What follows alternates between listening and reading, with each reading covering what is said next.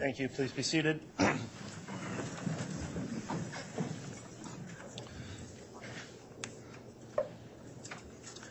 Let's have the jurors brought in, please.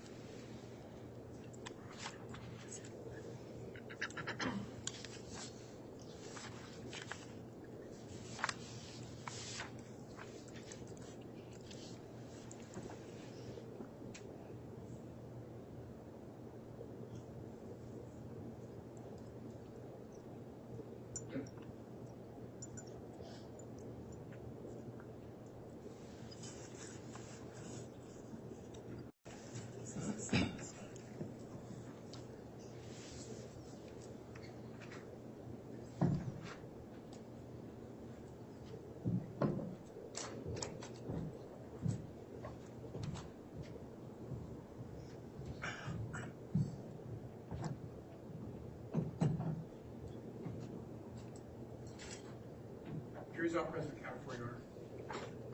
All right, thank you, Mr. Bailiff. Please be seated.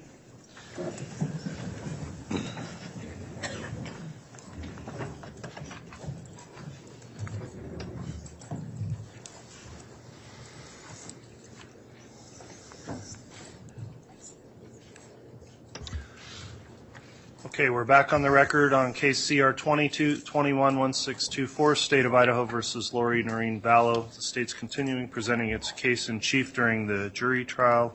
The jurors are all present and accounted for. I believe have all also signed their juror affirmation for the day. Is that correct? Yes, Your Honor. All right, thank you, Mr. Bailiff. Again, thank you to the jurors for your continued service and for continuing to follow that admonishment each day as we break for the day. At this time, the court notes the prosecution is present as well as the defendant and the defense. The witness, Dr. Christensen, was testifying yesterday and was previously placed under oath. I will remind the witness you are still under oath. The state completed its direct examination, and I believe we would be starting this morning with cross-examination. Would that be you, Mr. Thomas? I'll be doing that, Judge. All right. right, Mr. Thomas, if you'd like to start your cross-examination at this time, you may. Thank you.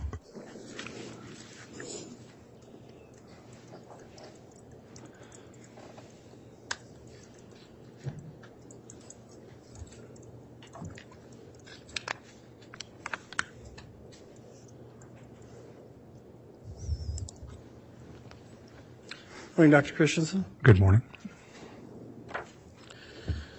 So, I believe you testified on direct examination that you went to medical school at the University of Virginia, but you didn't really disclose where you did your undergraduate work. Where'd you do that? I did my undergraduate degree at Brigham Young University. BYU? Yes. Okay. And what year did you graduate from undergrad? 1986. Okay.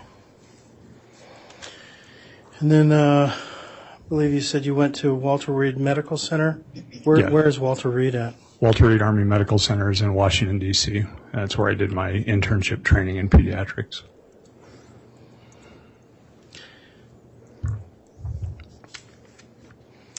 And at that point, were you a hospital-based pathologist at Walter Reed, or was that somewhere else? That was subsequent to that. I initially did pediatric training for 1 year at Walter Reed. Then I spent 3 years working for the Army as a flight surgeon and general medical officer. I was also the chief of the Department of Primary Care at Fort Huachuca for 2 years. And then subsequent to that, did training in anatomic and clinical pathology. So you went into the Army after medical school, is that Yes. right? Okay. Technically, before they paid for medical school, I was a reservist while I was in medical school. Oh, okay. You described a little bit about what pathology is, and that it basically you take fluid samples or tissue samples or autopsies, and you look at those and try to find if there's any type of disease or natural process, or what is it about pathology? Is that right? Yes, that's a good description. Okay. And specifically, you said in order to become a forensic pathologist, first you have to go through, be a board-certified anatomic pathologist? That's correct. And what is an anatomic pathologist? Anatomic pathology is what you train in your regular anatomic and clinical pathology residency. It's learning to diagnose cancers. It's learning to, run learning lab medicine and all of those things. But anatomic pathology specifically is focused on the examination of disease in tissues. Okay. All right. And in this particular case, there was a death certificate that was issued, and you reviewed that death certificate as part of this case study? I did. Okay. And what was the findings on the death certificate? I believe it was the cause of death was certified as cardiac arrest due to pulmonary edema. Okay. And your findings were inconsistent with that death certificate? Are different from that. Certainly, as I explained yesterday, pulmonary edema is not really a cause per se. You can have pulmonary edema and not die, and it's something that results from multiple causes of death, but it's not something that without further explanation is an adequate explanation for why a person died. And you talked a little bit yesterday about pulmonary edema being that frothy substance that was on the outside of her mouth. Is that correct? Yes, that is one manifestation of it. It's primarily a process in the lungs, but it does sometimes manifest externally like that. Okay. And are you aware as to whether or not that frothy substance was ever collected and tested? My understanding was not. Okay. Is that something that would normally happen? No. No. So if somebody's brought into your what do you call it? It's not a medical clinic, right? The medical examiner's office. Medical examiner's office. When somebody's brought into your medical examiner's office and you open up, unzip the bag, and they have that frothy substance, does that just get cleaned off and doesn't get tested, doesn't get looked at? It gets documented in terms of photography. We take pictures of it so that we have documentation that's there, but there's no testing that would be done on it. I don't know what testing you would do on it. Well, I guess my thought might be, and I'm most likely wrong. I have been before, and this is not a super exceptional circumstance. But my thought process would be that maybe there were some poisons or something in the frothy substance that might be able to be tested. I don't know that you could collect enough of it to test. Most lab testing requires minimum sample volumes, usually on the order of at least a milliliter, and usually that froth is not anywhere near that volume that would be there. And there are better samples to use from an autopsy, tissue or blood. Okay. As part of the autopsy process, is it normal for you to examine the mouth and inside the mouth? Yes. And did you do that on this particular case? Yes. Even after the embalming process, where I think they sew up the mouth. Is that right? They generally will put a wire through the upper and lower jaw to hold the jaw in place, yes. Okay. And you remove that and you examine the mouth? I actually don't recall specifically, but I would assume so. Okay. I don't have a specific recollection of that, but that would be a routine part of the process. Was that documented in your report? In the report, no. I would have to look at the photograph. Photographs would probably document that. Okay. The photographs that we had earlier that were presented to you yesterday didn't show any of that, right? They did not, no. Okay.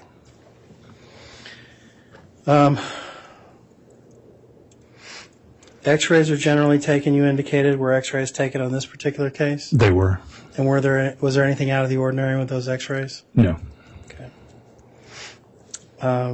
And when you got to your conclusions as to the cause of death being asphyxia, you explained that asphyxia is basically when a person is deprived of oxygen. Is that right? Yeah, inability to have enough oxygen, inability to breathe normally. Yes. Okay.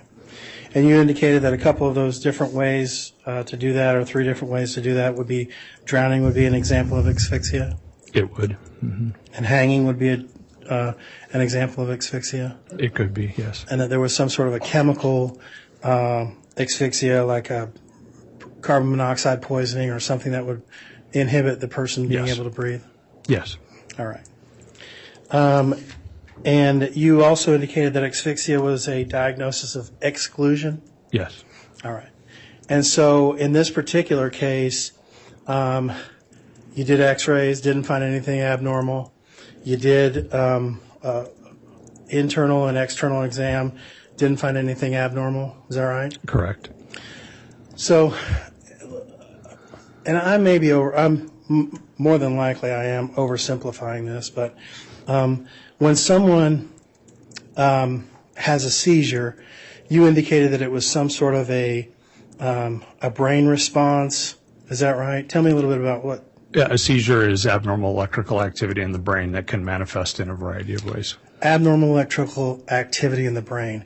And so once someone has passed, that brain activity obviously ceases, right? Correct. Mm-hmm. And so there's no way to really restart that or to check to see what abnormal electrical issues there are in that particular person, right? Yes, that's correct. So kind of like a car, when you have a car and it has a dead battery, you don't know if there's something wrong with the engine or not because you can't start the car.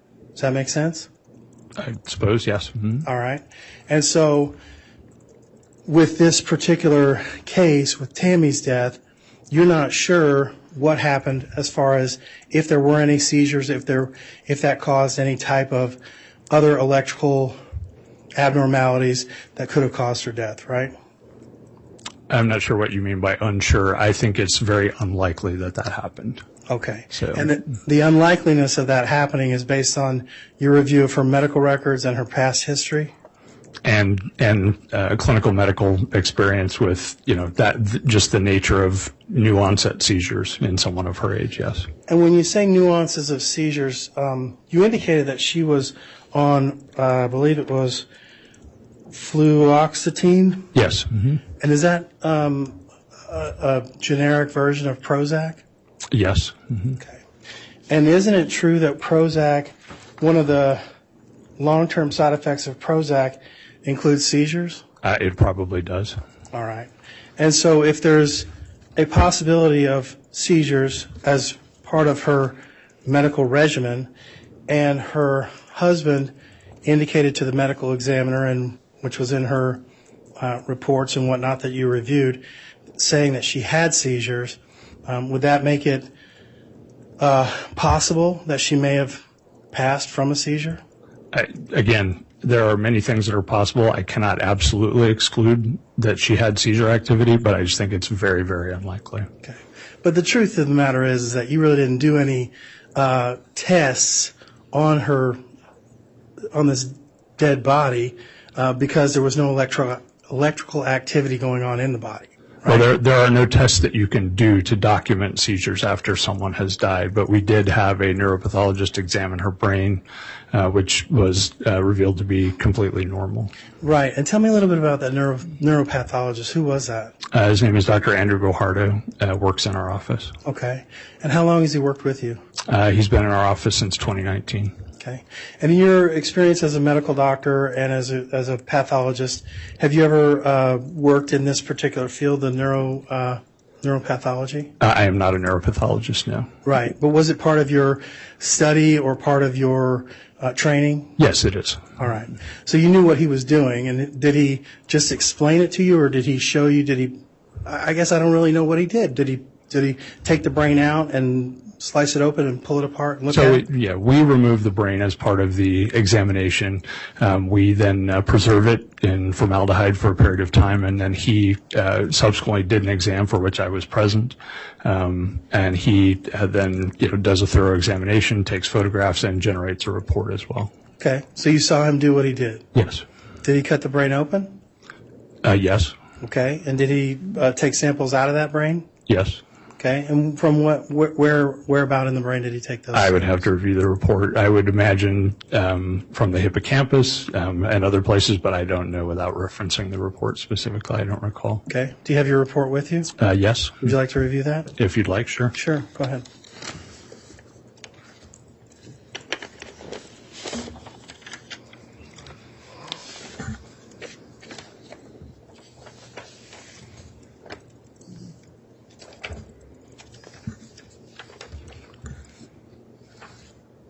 So he took sections of both hippocampi. I'm sorry, you can't really review. You can review the report and then you have to put it back. I'm not trying to be a jerk, but That's fine. that's just how it works.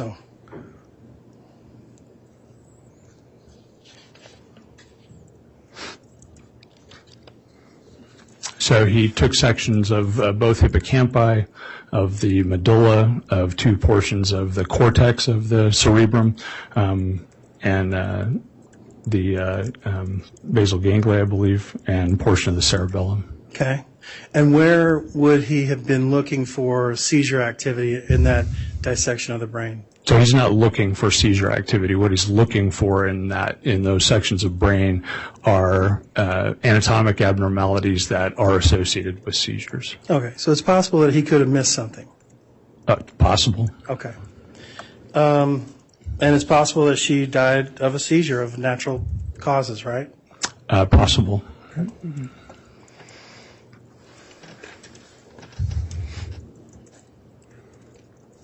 Was there anything in the medical records that you reviewed, or any of the collateral reports that you reviewed, that may have talked about Tammy's use of vitamins or essential oils or other homeopathic type remedies?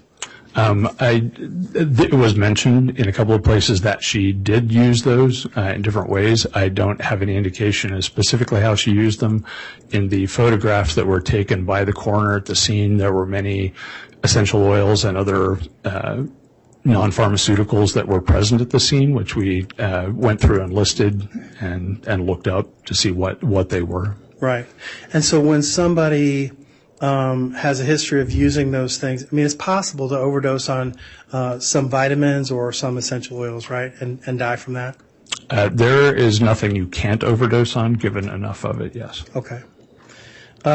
Specifically, vitamin A, one of the side effects of overdosing on that is death. Is that right? Yes, but that's a long-term process. I'm not aware of any situation where someone would die acutely from vitamin A toxicity. I've seen that actually before in some people, but it generally is people that take too much for an extended period of time. It leads to liver failure. Okay. And did you review this for any type of vitamin poisoning? We didn't see any evidence of it. Okay. So, I mean, specifically, we did not test for vitamins, no. Didn't test for it. Did you test for any essential oils or any essential oil type poisoning? No, I'm not aware of any testing available for that. Okay. Okay. You did a lot of testing for poisons, right? Yes.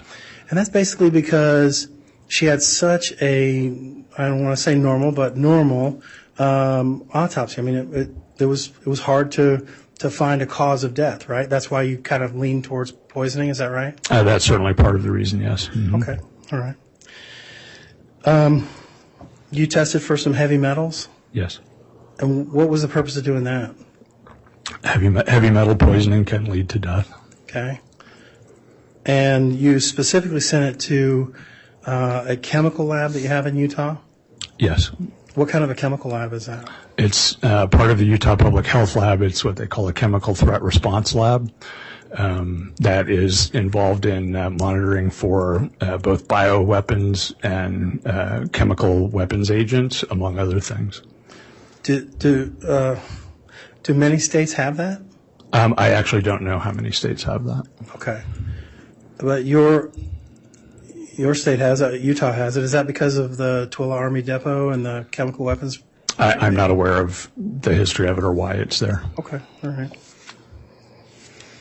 Then you sent some stuff off to the National Medical Lab Services, or National Medical Services Lab in Pennsylvania, is that right? Correct, yes. And is that just a big lab that services all over the country? Yes, it is a reference lab for forensic toxicology testing as well as other clinical testing, and they do some crime lab things as well. I think they do DNA testing. We don't use them for that, but they're a very large forensic toxicology reference lab. Okay.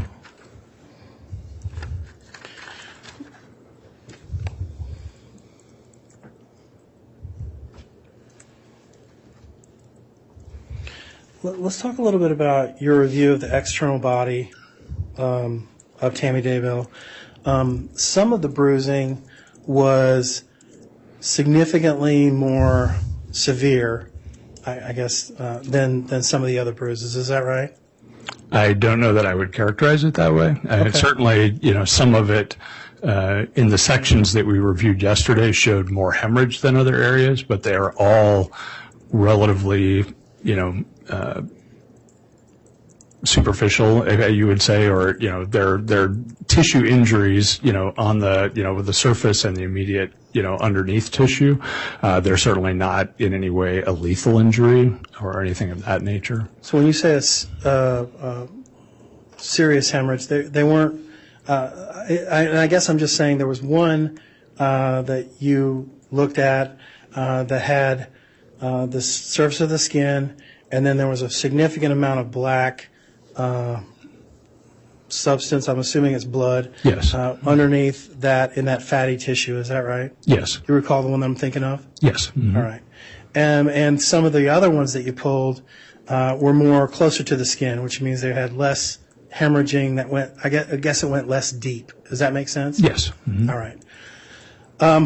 So in order for something like that to happen, would it be consistent with someone falling or hitting something or being hit with something, or would it be more consistent with fingerprints or somebody holding someone down? Yeah, I think, as I said yesterday, those types of blunt injuries generally are non-specific as to there's nothing I can look at any one of those individual injuries or even collectively and say, this is caused by this.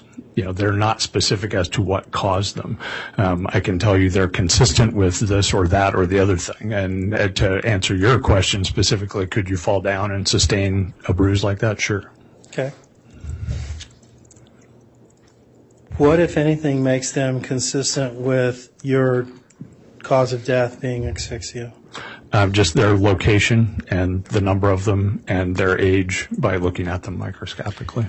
Yeah, and let's talk a little bit about the age of these. You said once the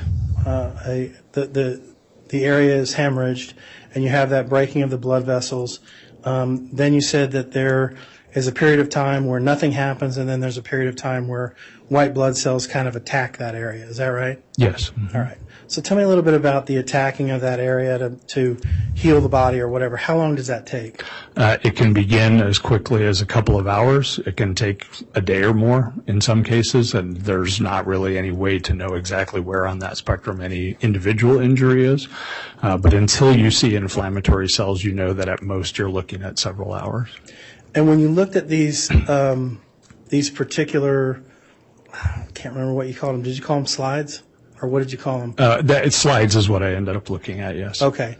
And you looked at them underneath a microscope? That's correct. Okay. And there was no cell activity where it looked like they were trying to, the white cell activity looked like it was trying to heal? No, there was no inflammatory response in any of them. Inflammatory response. Okay.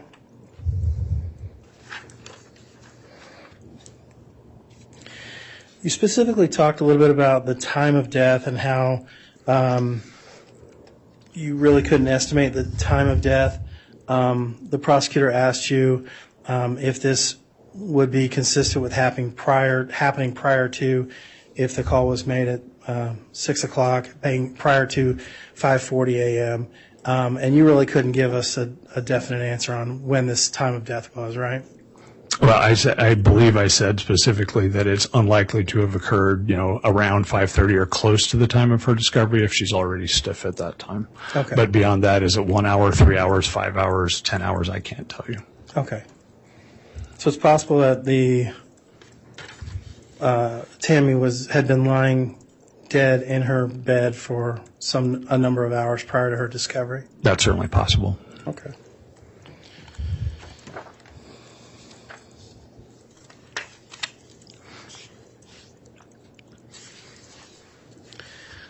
Did you happen to review in your study of this particular case a forensic pathology report from Raven Pathology Associates? Yes, I believe I did. Okay. In that particular report, she had a different result than what you had, right? I believe so, yes. Okay.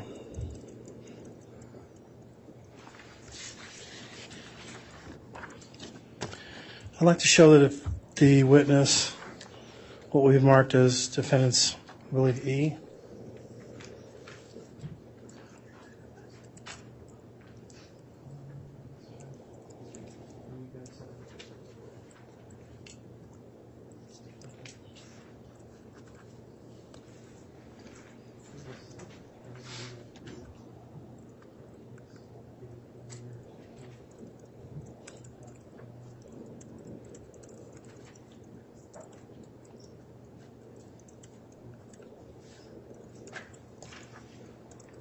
I'll just withdraw it.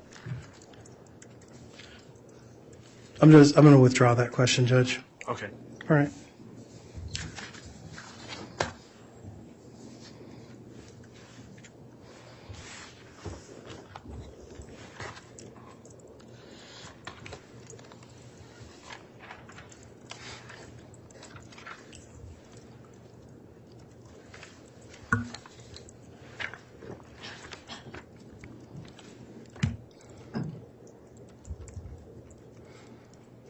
Okay, no further questions. Thank you. Thank you.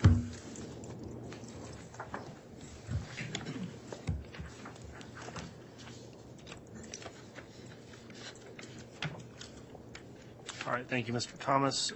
Redirect examination? Just briefly, Your Honor. Very well.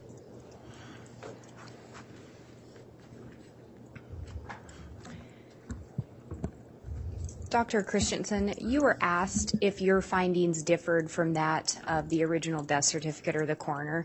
They, in fact, did differ, correct? They did.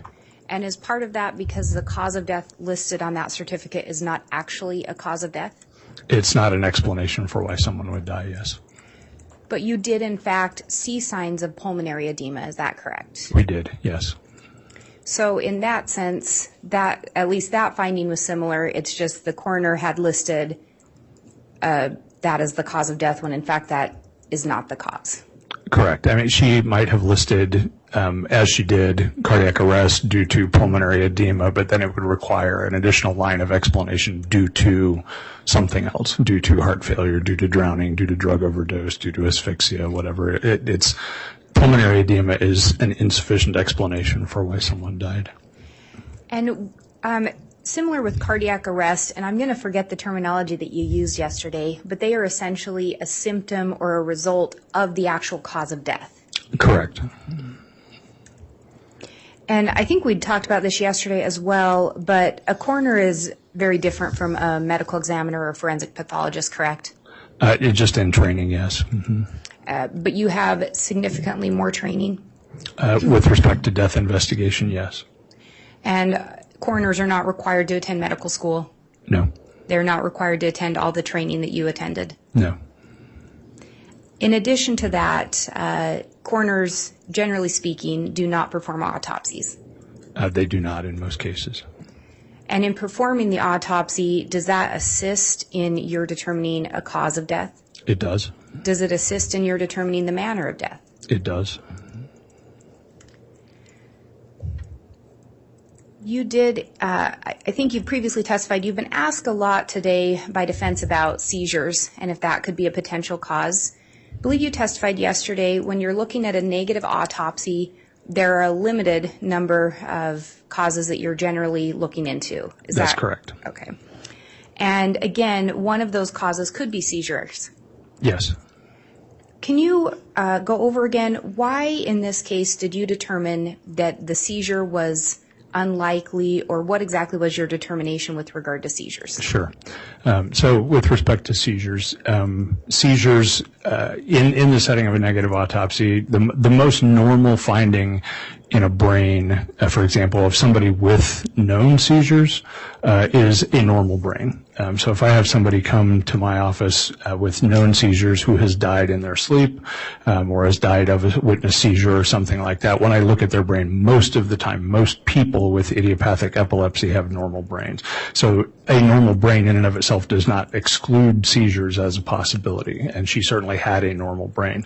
However, the primary things in this case that I think in my mind have mitigated against seizure as a possible cause of her death are her age and lack of history. It was discussed that there was some recent history perhaps of seizures, but I could find no indication that had been evaluated, looked at medically, or in any way was concerning enough to have evaluated.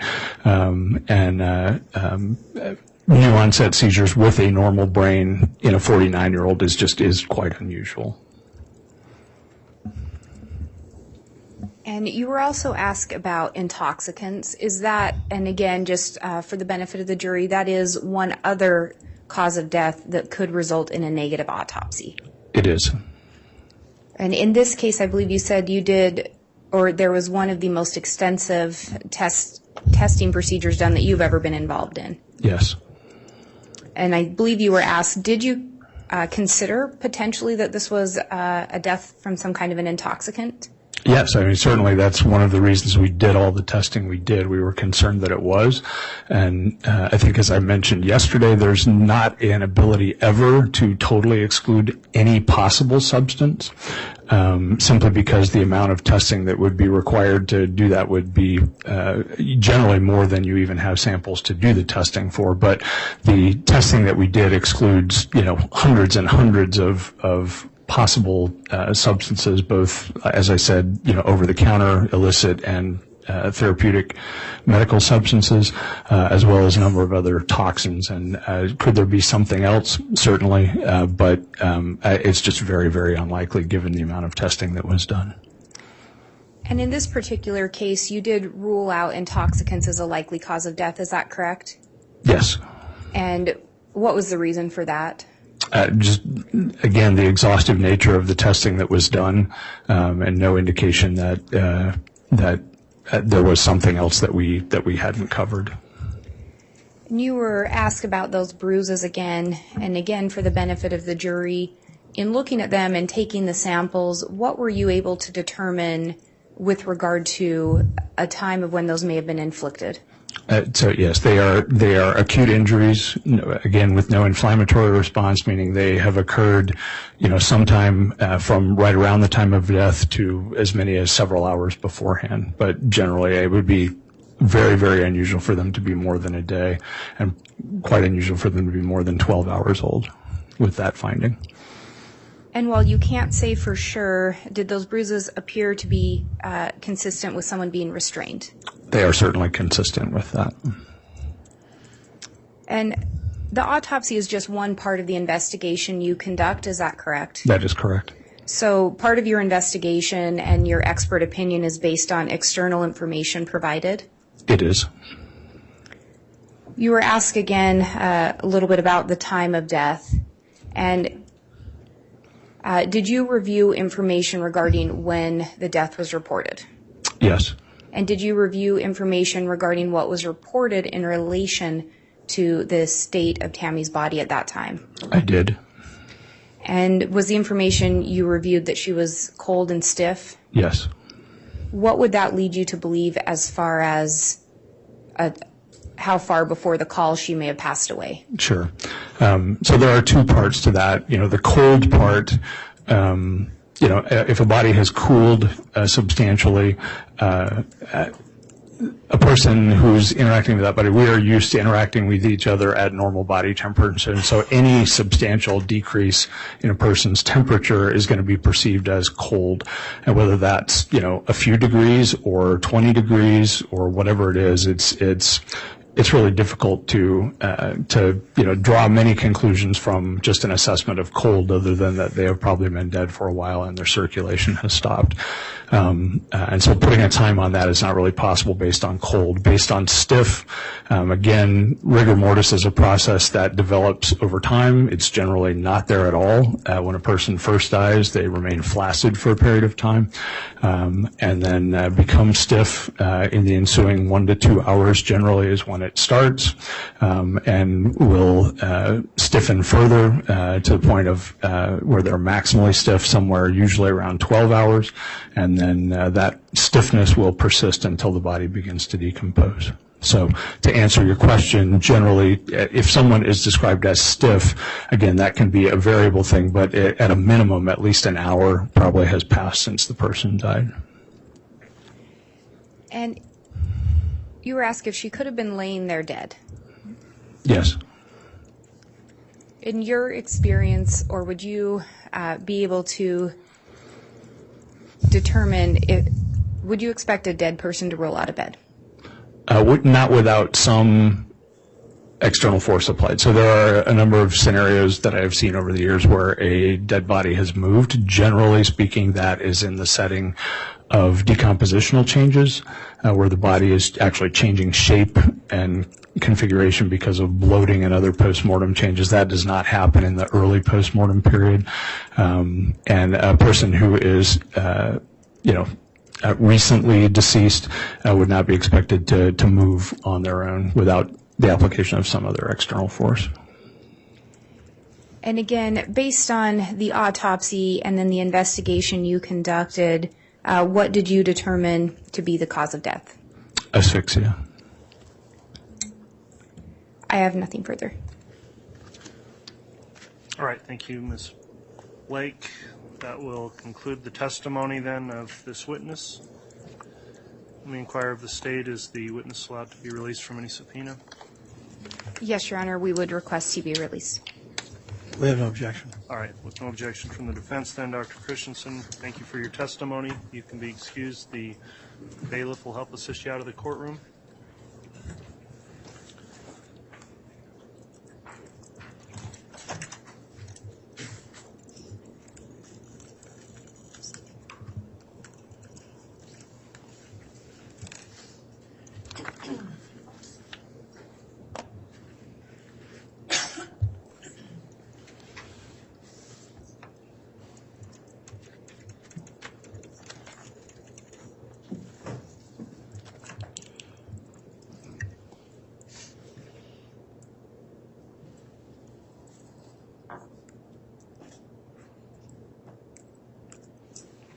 All right, is the state ready to call another witness? Yes, Your Honor. Who will that be? Detective Bruce Mattingly. Very well.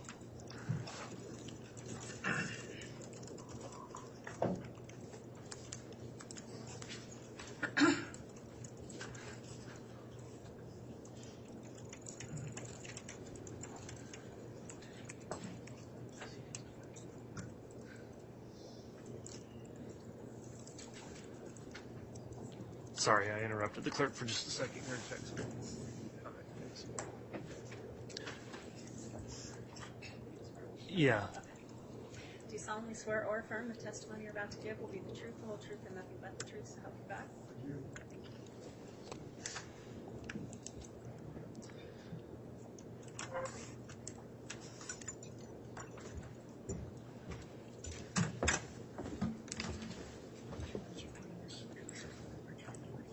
Thanks.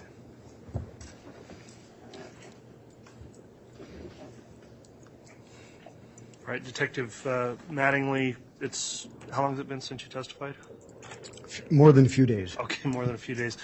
Let me just inquire before you testify again. Have you reviewed any of the trial testimony since you last testified? No, I have not. Okay, thank you for that. With that in mind, then, you've previously testified, so please adhere to the same rules we gave you the first time around. And with that in mind, the state can commence with the direct examination when you're ready.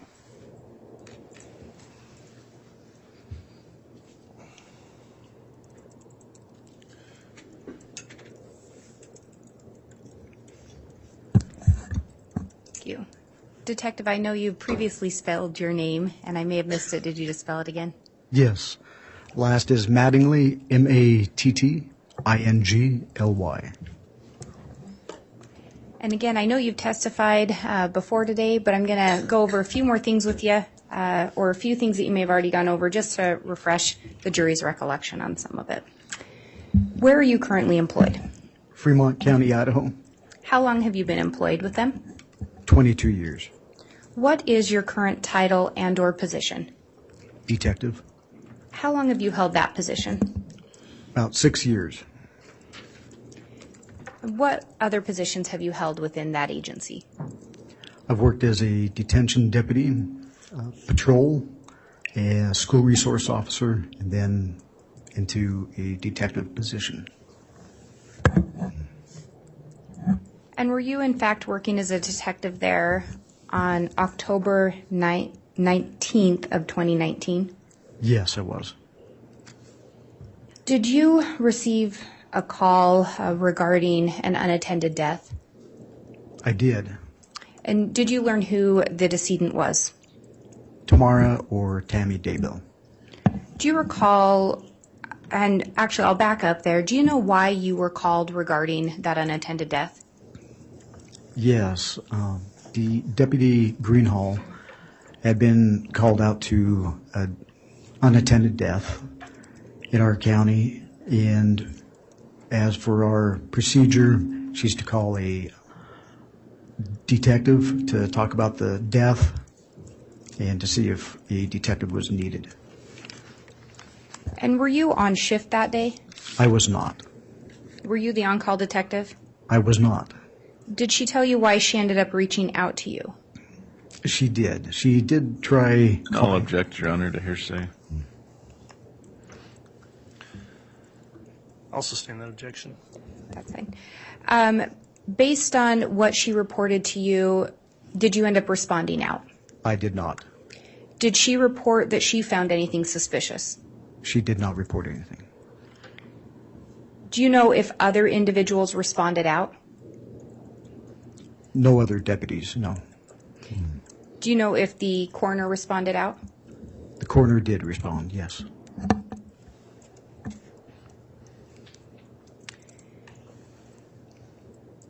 At some point, did you learn of a prior incident that had been reported regarding Tammy Daybell?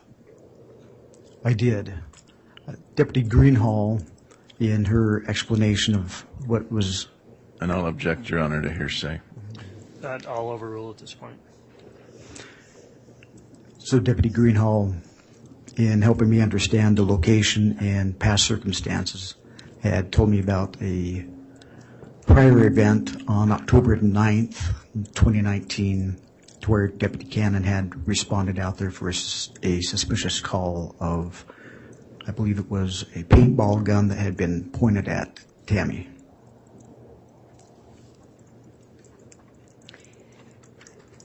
Had you been involved in that investigation involving the paintball gun? No. At some, actually, let me back up there. Do you know if additional investigation was conducted into the death of Tammy Daybell on October 19th? No, there was no additional on that date. At some point, was additional investigation started into the death of Tamara Daybell? Yes, there was. Do you know if the Fremont County Sheriff's Office was involved in that? They were. Did you personally become involved in that investigation? I did. Do you recall when you became involved? Yeah, I started around mid-December of 2019. Do you know if the Fremont County Sheriff's Office had already been involved at the time you personally became involved into that investigation? Yes. And had they been? They had been. Do you know approximately when Fremont County became involved in that investigation? They started that investigation about the 1st of November.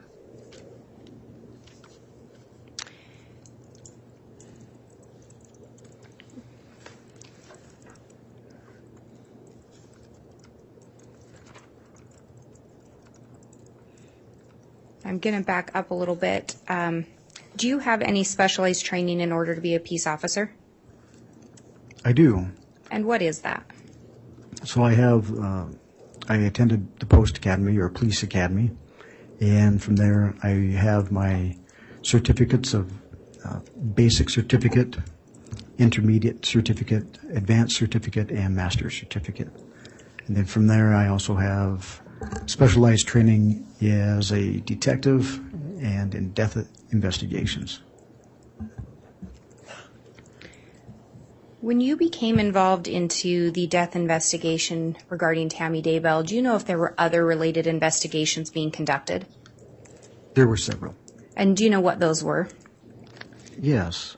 Besides ours, there was Rexburg PD and the FBI were searching for Tylee Ryan and J.J. Vallow, the missing children.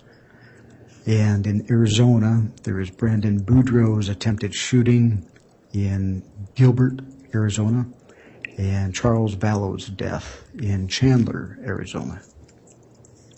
Would it be fair to say that this became a joint investigation? Yes, Did you also assist in the investigation involving the missing children? I did. And focusing on the investigation involving the death of Tammy Daybell, did you review statements that had been made by Chad Daybell regarding the circumstances surrounding the death of Tammy? I did, yes. Did you also review statements Chad Daybell had made regarding Tammy's health? Yes. Did you do any further investigation regarding looking into Tammy's health? I did. And what was that? We got a search warrants for Seasons Medical, Teton Medical, and Walmart Pharmacy.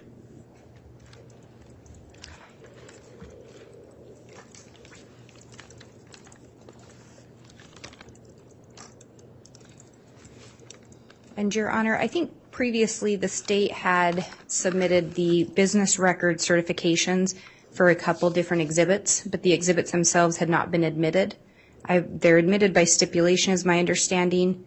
So I have State's Exhibit 38A, which is the Teton medical records, 39A, which is the Walmart pharmacy records, and 40A, which is the Seasons medical records, that I would ask to be, I believe they've maybe previously been admitted, but only the certificates were submitted to the court. So I would ask to submit those, and just to make the record clear, ask that they be admitted. Okay. Let me inquire of the defense then on 38A, which is the Teton medical records. Teton Health. Yes, Your Honor. Was there a objection to the admission of 38A from the defense? Your Honor, I'm sorry, I don't have that in front of me. Is 38 the certificate of authenticity? I think it's the corresponding exhibit, and 38 was the certificate, and 38A would be the report itself. Is that right? That is correct, Your Honor. It would be the medical records.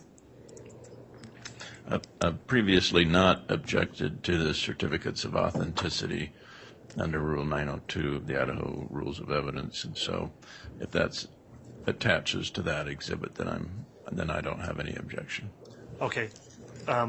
So that's on 38A. On 39A, which would be the Walmart pharmacy records, I believe, being offered.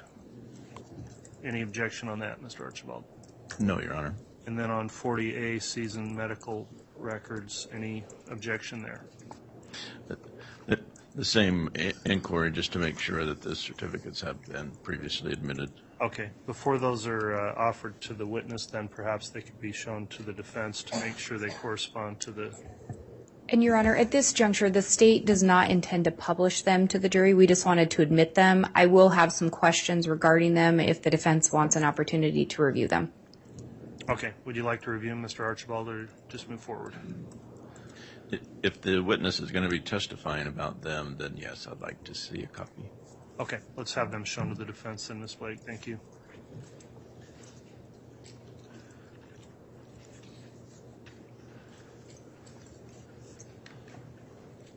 It's just a disc.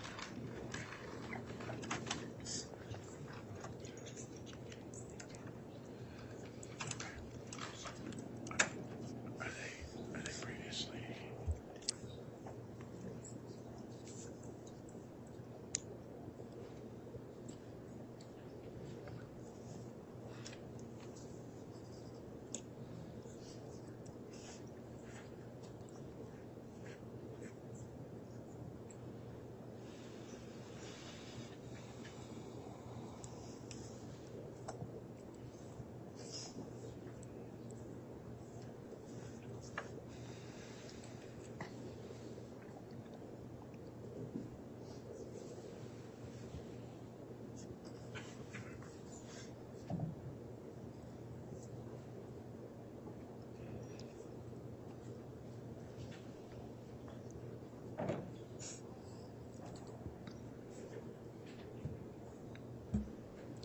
And I don't know, is the defense okay with me starting with some questions and then determining if you want to take a break to review those in more detail?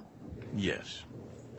Okay. We'll do that then. Since they're not being published, if there's some concern raised, I'll allow the defense to maintain a provisional objection there. Thank you, Your Honor.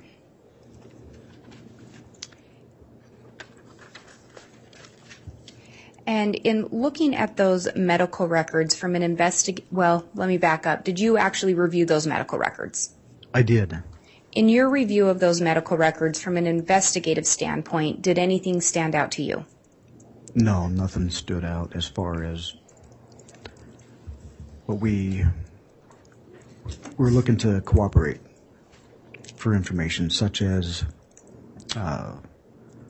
seizures or seizure-like activities, fainting, or dizzy spells. Did you see anything in the medical records that indicated that Tammy had any issues with fainting?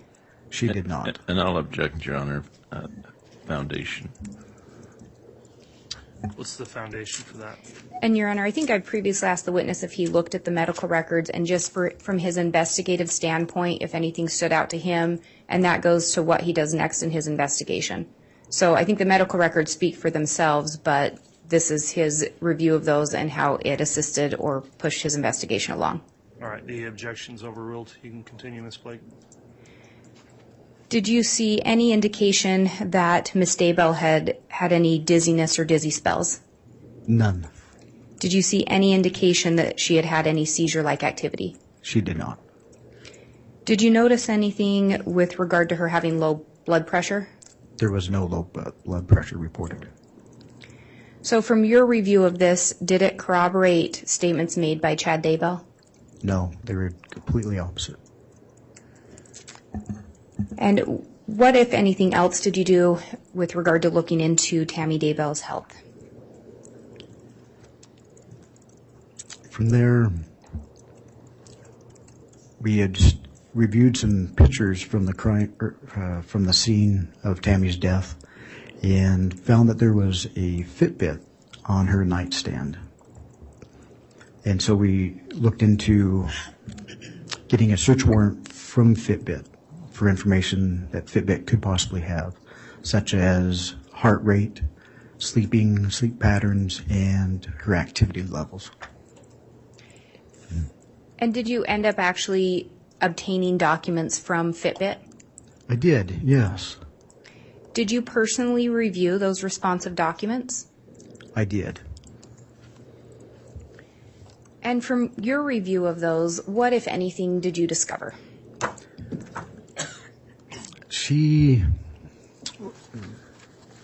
So the Fitbit warrant, the information that came back, we were able to identify it as her account, Tammy Daybell's. And from there, even though we were hoping for heart rate and sleep patterns, because of the device that she had, those were not recorded. But what was recorded were her step counts and her level of activity. And I'm going to ask that the witness be handed State's Exhibit 108A. These are just slides that are attached to a PowerPoint. I previously have given defense a copy. There's a copy for the court, a courtesy copy for Your Honor, and if the witness can be shown the other one.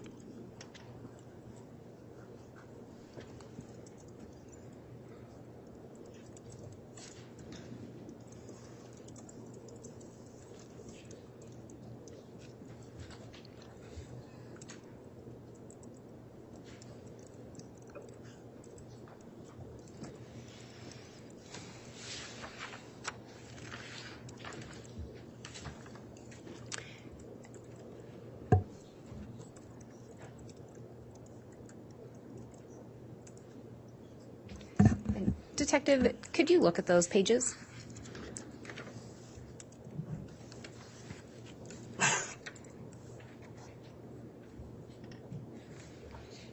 Did you assist in preparing an exhibit today in preparation for your testimony? Yes.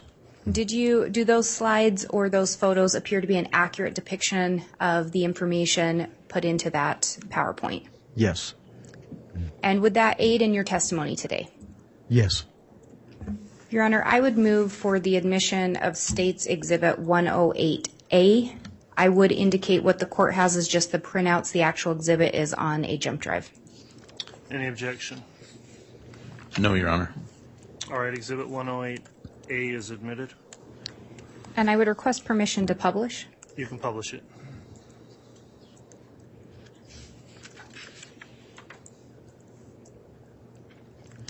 And Detective, does the information on the screen look familiar to you? Yes. And where have you seen that information before? That would have came from our search warrant from Fitbit. And with what we're seeing on here, were you able to identify or determine who the Fitbit belonged to? I was. We used her email at tammy.daybell@gmail.com, her information that she had entered. And did you look at other things to verify that this device was Tammy's? I did. Another thing that we looked at was who her friends were that she had listed, and a few of them were her children, Leah, Emma, and Seth Daybell. And you talked about wanting to look at the heart rate in relation to this information that was recovered. I believe you indicated you were unable to obtain that information. Do you know why? As I understood, it was because of the device which she had. As you can see up there, it's the Alta device, right about there. And that's a low-end model which shows a heart rate as it's being used, but it does not record the heart rate. And you also indicated that you were looking to see if she wore it to bed. Were you able to make any determination regarding that? Yes, it looked like she very rarely wore that to bed at night. Every so often, it looked like maybe she fell asleep with it, but it didn't stay on. And was there a reason that you were focused in or hoping that she had worn it to bed? The reason we were looking for that was so that we can narrow down that time of death. You said that you did discover some information on the Fitbit, though. What is this next slide showing some of the information you recovered? It is, yes. And what are we looking at on this? So that's the total amount of steps per month that Tammy had taken for the year of 2019. Did you do anything to determine if that was a significant amount of steps per month? I did. Just because the numbers looked big to me didn't mean that they were accurate or how active they were. So after a review of what the national average was for steps, I was able to look at these numbers and determine whether she was below average or if she was average or above average. And what was your determination ultimately? So I found in the month of January and February she was a little bit below average, but from March up through October she was above average. And to be clear on this slide, would that be January of 2019 that we're looking at the bottom? That is correct, 2019. So from the bottom to the top is the order it goes in? Yes. And again, what was the date, or the day, I should say, that Tammy was reported as deceased? The report came in on the 20th. And would the October data then be missing part of the month? It would, yes. So that would have been from the 1st of October up until the time of her passing? Correct. And was the death reported on the 19th of October? Yes. And that was of 2019? 2019, yes. So from your review of this data, what did you determine with regard to how active Tammy was? Tammy was very active up until the time of her death. At any point in your review of this data, I think you said some of the first months start out a little lower. Did you see any slowdown in her activity in the months leading up to her death that seemed significant? There was no slowdown. I think you may have said, but did you also speak with coworkers, neighbors, and others regarding Tammy's health? I did. What, if anything, did you learn from speaking with, from interviewing other individuals? I'll object, Your Honor. That question calls for hearsay. Sustained. Through your investigation, did you find anything to support that Tammy was having health issues? I did not. Did you determine whether or not she was involved in clogging or other fitness classes? I did, yes. And was she? She was. She was involved in Zumba, which is a high fitness class, a clogging class, and she had been preparing for a 5K, and which she did complete. Do you know approximately when she would have completed the 5K? It was just before school started. In 2019? In 2019, yeah.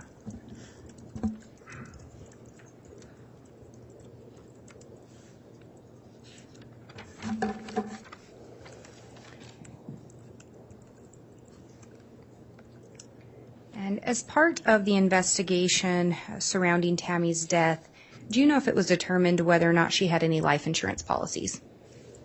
She had two. And did Fremont County Sheriff's Office do anything in relation to those policies? Yes, we obtained 2 search warrants. And do you know which companies she had life insurance through? She had 2 life insurance. One was through Primerica, and the other was through LifeMap. Were those the companies that the search warrants were sent to? They were. Did those companies in fact provide responsive documents? They did. And did you review those responsive documents? I did. And Your Honor, I have what's been marked as States 122A and 151. Again, these are documents in which there were business record certifications, and it's my understanding would be admitted by stipulation. All right, 122A has been offered. Could you identify what those are specifically, Ms. Blake? Yes, 122A is going to be the business record certification for Primerica and the corresponding documents. And 151 is going to be the life map document. All right, on 122A, does the defense have any objection to those being admitted? If I could see the exhibits. Yes, Your Honor.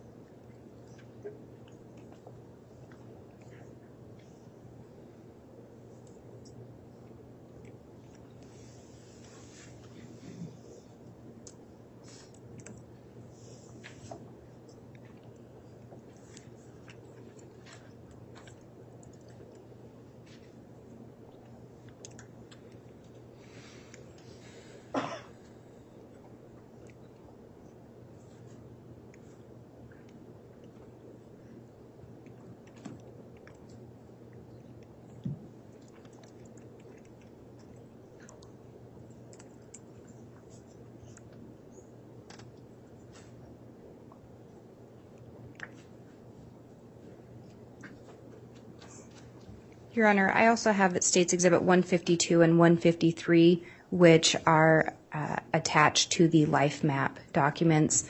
152 would be the beneficiary's statement. 153 would be the employer's and or administrator's statement.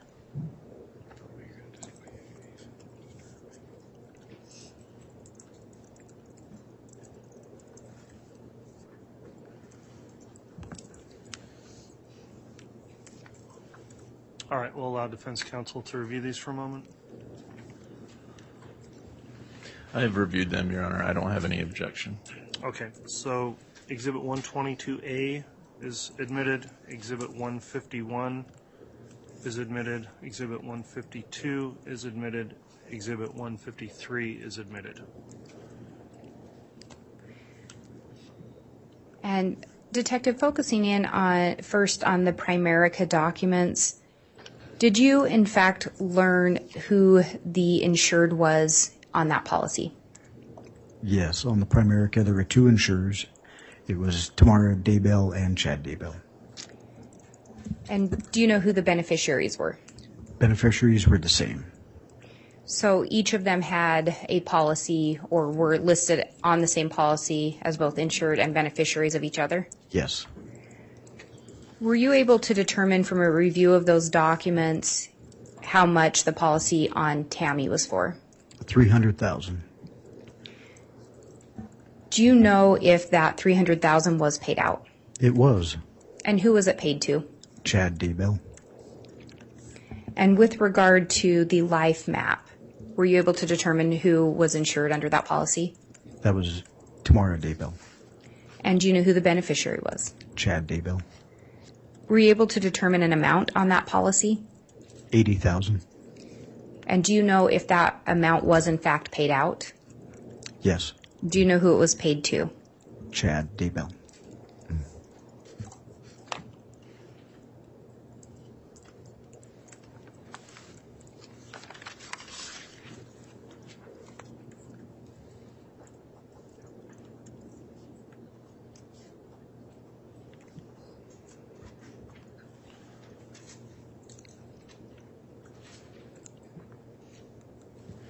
And do you know on that life map policy if there was an additional $50,000?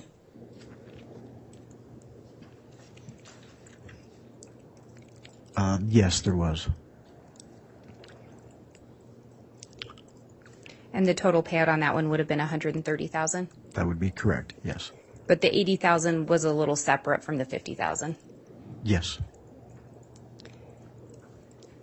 I can have just one moment. Yes.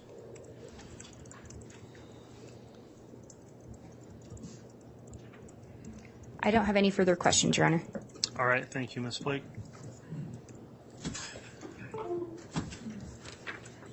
Thank you.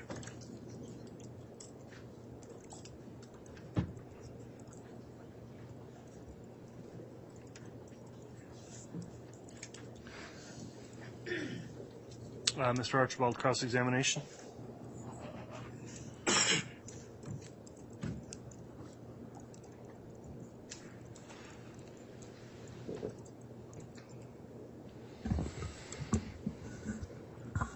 So, Detective, with your investigation into Tammy's death, did you learn that the defendant, Lori Vallow Daybell, was in Hawaii at the time of Tammy Daybell's death? I did. Did you also learn that that Lori Vallow Daybell's device was not on the property of Chad Daybell on October 9th or on October 19th, 2019? It was not. Now, these medical records that you reviewed, do you recall what kind of medications Tammy Daybell was taking? She was on tramadol and, pardon the pronunciation, but fluoxetine. Do you know what those medications are for?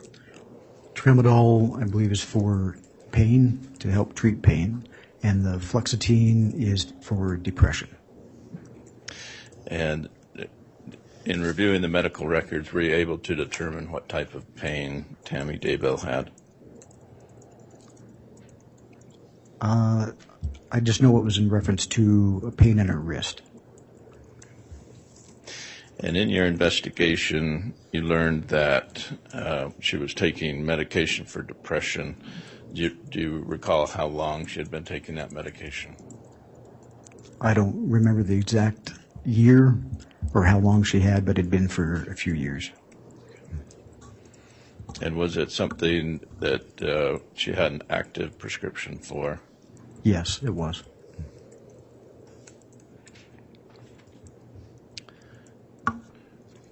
In reviewing the medical records, could you determine if she was also in any kind of counseling for depression? No. In reviewing this Fitbit information, it appears as if she was taking about 10,000 steps a day. Is that fair to say? Sometimes more, sometimes less. Correct. Okay. And then the 5K run, would that have maybe been in August of 2019? Because that was a high month. It could have been. I don't know when it was specifically. Now, in your investigation, you also learned that Tammy Daybell, what she did for a living. Is that right? I did. What did she do for a living? She worked at the school, elementary school, as a librarian and something with computers. And so, during your investigation, you learned that she was active at her job as a librarian or as a computer teacher. I did.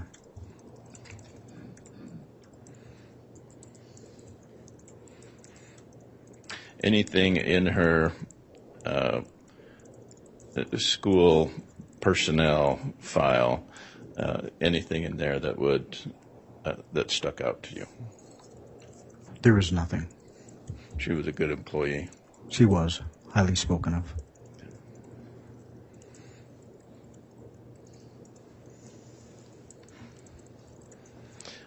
And on the insurance payouts to Chad Daybell, was this life insurance something that had been applied for years prior to 2019?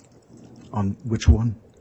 Well, you tell me how long these insurance policies had been in place.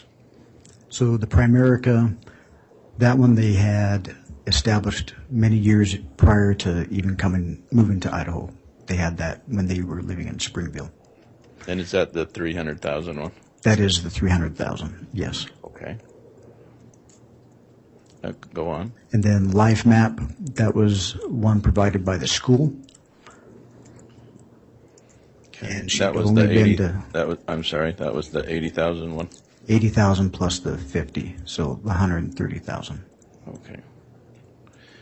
So the Primerica had initially started. That insurance had started in Utah Yes, before they moved to Idaho. correct. And then the Life Map was just part of her job insurance. It was. So any activity on that insurance that had begun in, say, 2018 or 2019? On the Life Map there was. And what was that? So she had previously worked there part-time, and then when she worked full-time, she was eligible for a certain max amount. And then after a year or more of working there, she was eligible for, I believe, 5 times the amount of her yearly salary, and that's where the price increased. Okay. And 5 times the amount of her annual salary, would that have been the 50,000? I'd have to review some notes. I don't know.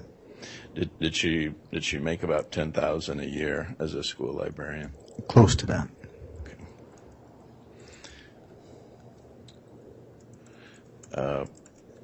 Any indication from your investigation that the life insurance company wanted their money back for fraud? That was discussed. Did they take any action to get their money back from Chad Daybell? I don't recall if they did or not. So not as far as you know. I can't remember. If that would have happened, you would have known about it. More than likely, yes.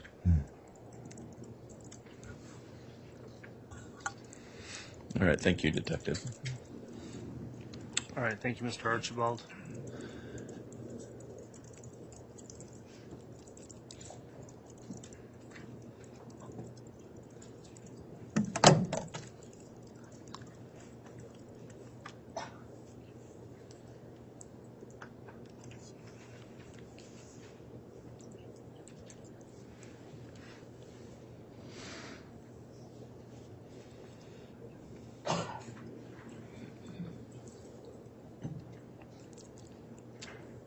Any redirect? Your Honor, may we approach briefly? Yes.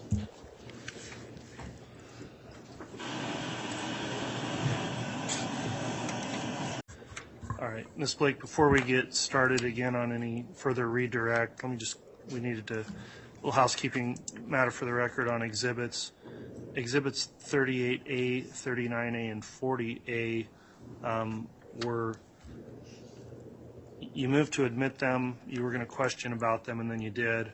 We never actually formally admitted those into the record. I didn't hear any objection come up from the defense during questioning, so unless there is an objection at this time, I'll just indicate on the record that exhibits 38A, 39A, and 40A were admitted, and those were the medical record information. Correct, and the pharmacy. Okay, so those are admitted. All right, with that in mind, Ms. Blake, if you want to continue with any redirect, you may. Thank you, Your Honor. Detective Mattingly, you were asked some questions regarding whether or not you knew if the insurance company was conducting an investigation or looking into fraud. Yes. And I believe you indicated you're not sure what the insurance company is doing at this juncture. Correct. Are you aware whether or not Mr. Daybell does in fact have charges pending for insurance fraud? I can't recall if there is or not. You don't recall if Fremont County, if he has pending charges in Fremont County for insurance fraud? Correct. Just one moment.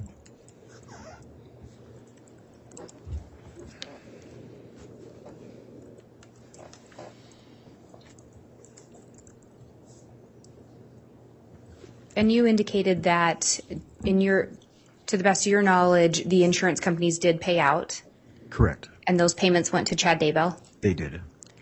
Do you know, through your investigation, did you learn whether or not the defendant was living off the proceeds of of those insurance funds while in Hawaii with Lori Vallow? Yes, And was he? he was. I have no further questions. All right, thank you, Ms. Blake. All right, I believe that'll conclude the examination of this witness then.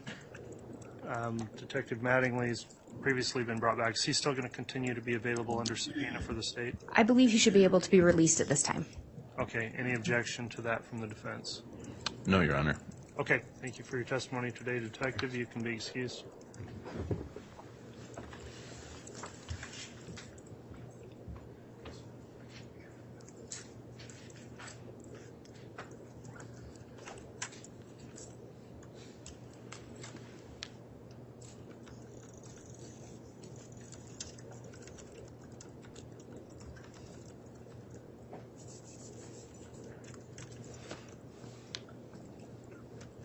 Your Honor, the next witness for the state will be Alice Gilbert.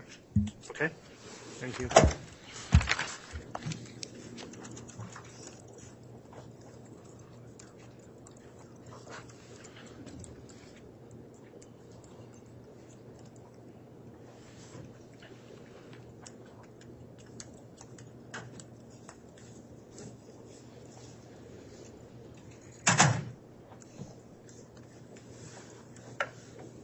Do you solemnly swear or affirm the testimony you're about to give will be the truth, the whole truth, and nothing but the truth, so help you God?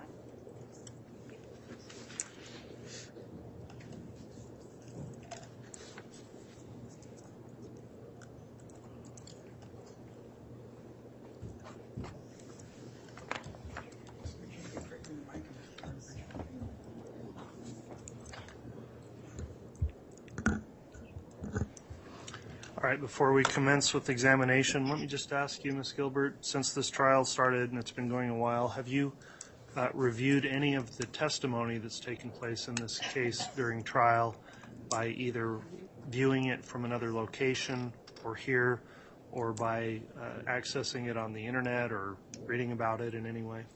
No. Okay, thank you for your response. With your testimony then, please talk directly into that microphone so we make sure to pick up your voice on the record, and also make verbal responses to any questions you're asked so that the record's clear, and try to avoid speaking at the same time as anyone questioning you. And with that in mind then, Ms. Blake, once you're ready, you can commence with your direct examination. Thank you, Your Honor. Would you please state your name and spell it for the record? Alice Gilbert, ALICE-GILBERT. Not too close. You're okay. These microphones can be a little touchy, so we'll just get used to it as we go through things. Do you know Chad Daybell? Yes. Did you know Tammy or Tamara Daybell? Yes. How did you know them? We moved into the ward 2017, so into the neighborhood too. I was working with Tammy in our church calling. And when you talk about the ward in your church, what church are you referencing? The LDS church. And did you say when you moved into the neighborhood? 2017. And Chad and Tammy were already living there? Yes. Would you say that you were closer to one of them over the other one? Yes. And who were you closest with out of those two? Tammy. And excuse me, but I believe you said you and Tammy shared a church calling. Yes. And what calling was that? I was the Relief Society president, and she was the first counselor. How often do you think you saw Tammy? We met once a week for meetings, and then on Sunday. And had that continued for quite some time? Until she passed away. Mm-hmm. And do you recall when the two of you were given the calling? In October of 2018. So for about a year, you saw her approximately twice a week. Right. Did you get to know Tammy pretty well? I think so. And tell us a little bit about Tammy. Tammy was a great person. She was shy. She didn't like to be in the limelight, but she was very organized. She knew the computers very, very well. Whenever we needed to change anything, she could do it quick. She knew the computers really good. Whenever we planned an activity or so, she would say, let's keep it simple. Just keep it simple. And it seemed to work. It seemed to work how we did it. And honestly, I think that's how she lived. Keep it simple. Did you have occasion to observe Chad and Tammy together? Yes, I did. Just at church, mostly. And what did you observe? Well, at first they were normal. It was great and normal. Sometimes he would come to help set up the chairs for the activity that she would be over, and he would help that way. In 2019, it kind of changed. Not that he was more distant to her, so that was noticeable. You know. And you said that was in 2019? Mm-hmm. Did Tammy ever talk to you about her marriage? No, she never said anything about it. She did one time tell me her finances were a little strained, but she didn't talk about it with us. And when you would see Tammy, did you notice her slow down at all? No. Did you notice any change in her activity level prior to her death? No, in fact, I think it increased. Did she ever complain to you about any health issues? No. Did you ever see Tammy have any shaking fits? No. Did you ever see Tammy faint? No. She ever tell you that she did? No.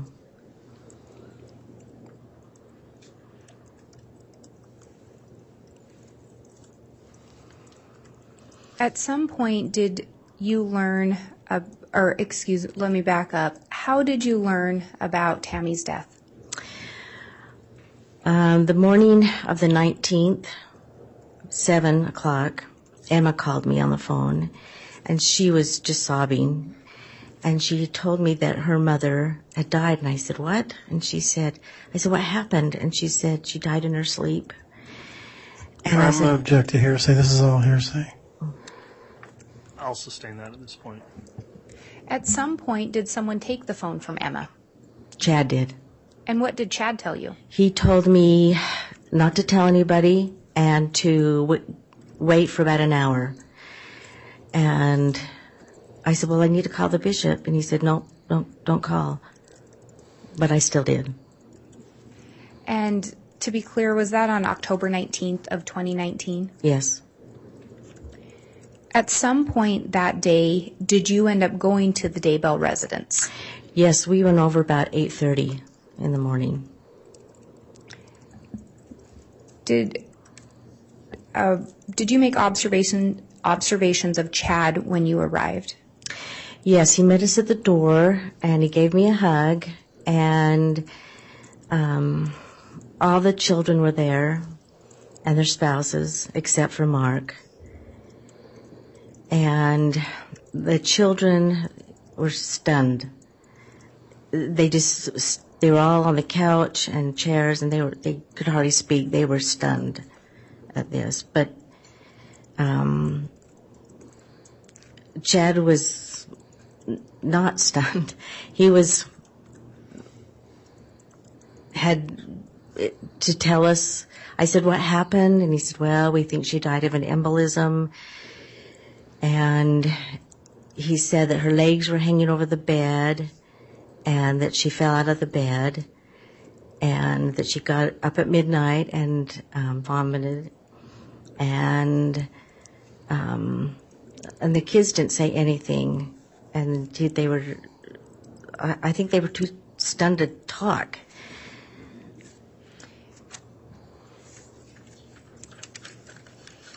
Did it surprise you to hear Chad's explanation of her death? Yes, because I had just seen her Wednesday. I had just talked to her on Wednesday. And how did she seem on Wednesday? Fine. She was fine. Did she complain to you at all that day of any health issues? No. Did you ever hear her have a coughing fit around that time? No. After initially going to the Daybell residence, what else did you do that morning?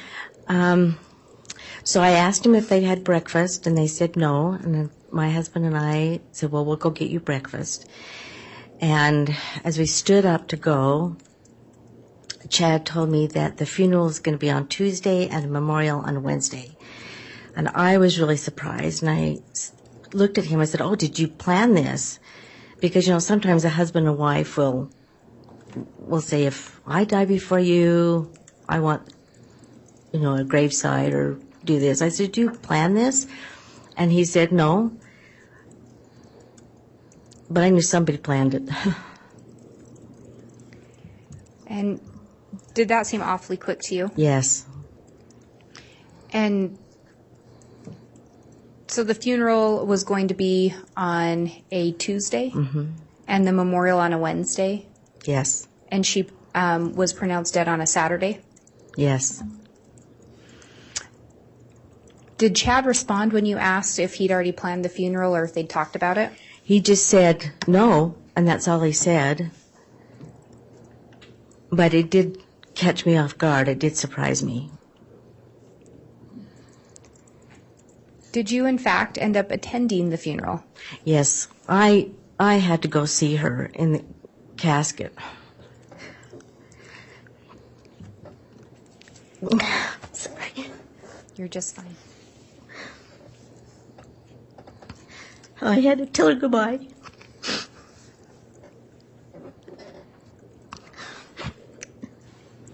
And she looked good. And where was the funeral? In Springville, Utah. Did you ever ask Chad why the funeral was being held in Springville instead of where they resided? I didn't. I just assumed because they used to live there. I didn't. I was surprised because I would think that the kids would like to go visit her grave, and they, if she was very close, or they could go visit.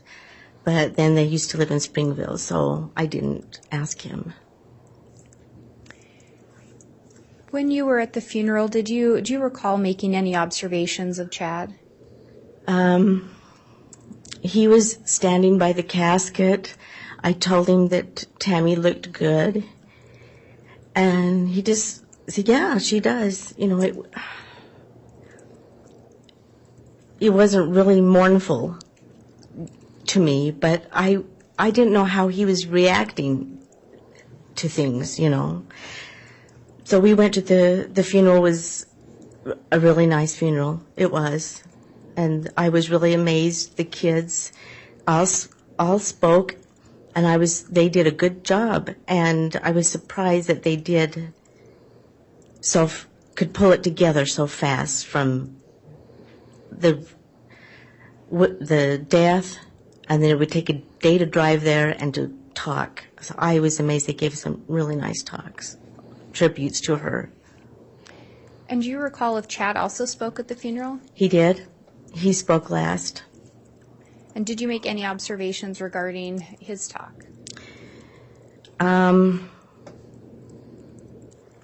He gave a good talk too. Maybe more like a church talk than a spouse would speak about their mother spouse. And after getting back from the funeral, did you end up attending the memorial service? No, we didn't go because we had just been to the funeral, and so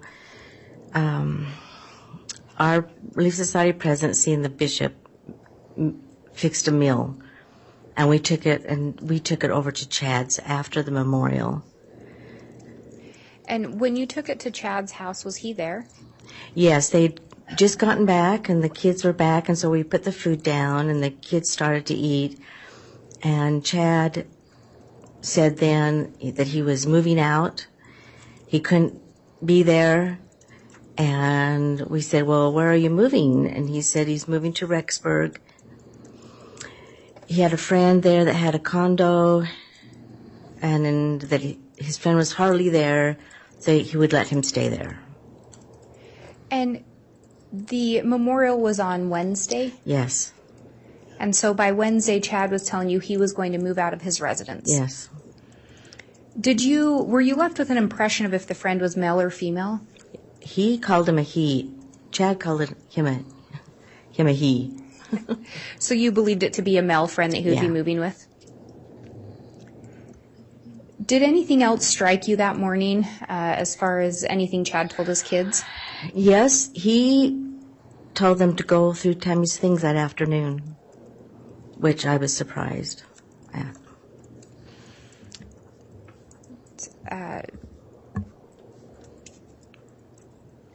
Did you observe how the kids seemed to react to that? They were eating, and they seemed to go along with it, not really question him. So I think they went ahead and did that. In the time after Tammy's death, did you have an opportunity to observe the Daybell children? Yes. So I went Friday to go check on Emma and Garth, and I stopped in to see Emma. She was really struggling.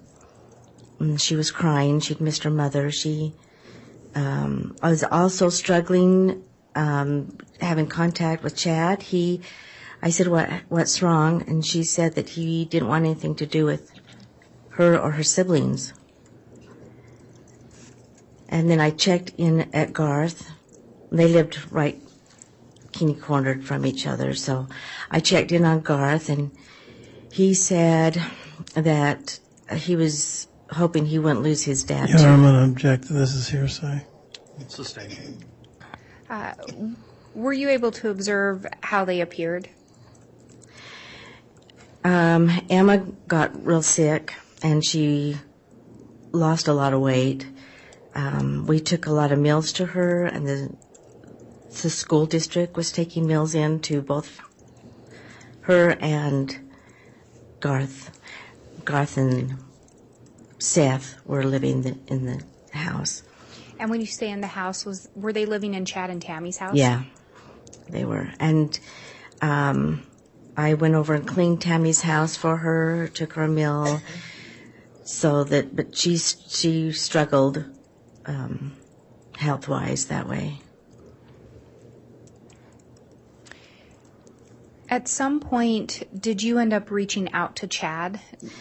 So it was about a week, and my husband and I thought, well, we could call him to see how he's doing, maybe we'll visit him. So we called him and said, can we come and visit with you? And he said, no, but I'll come to your house. I'll come over and see you. So we said, okay. And Judge, I'm just going to inquire when the court wants to take a mid-morning break, just so I can gauge how far to go. Okay, let's go ahead and do that now. I think it's a good time for that if you still have a ways to go on your direct. All right, thank you, Ms. Blake. We'll take a break here for roughly 20 minutes, so try to get started again no later than 11:45. All rise, please.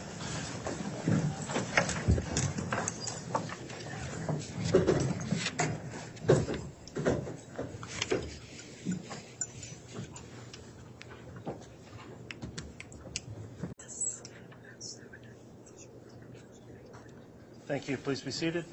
All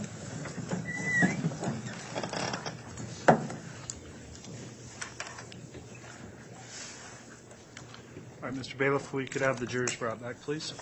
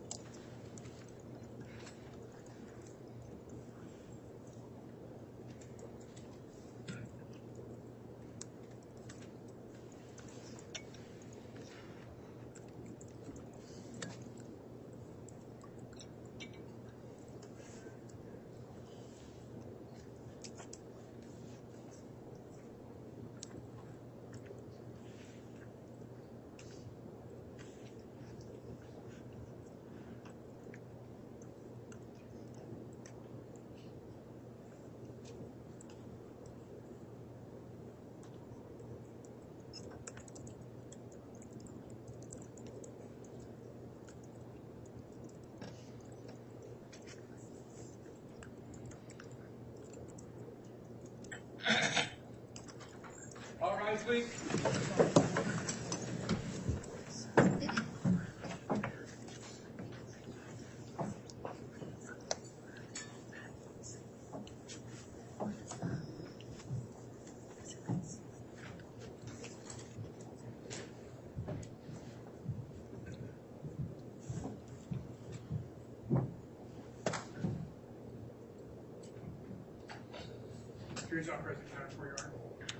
All right.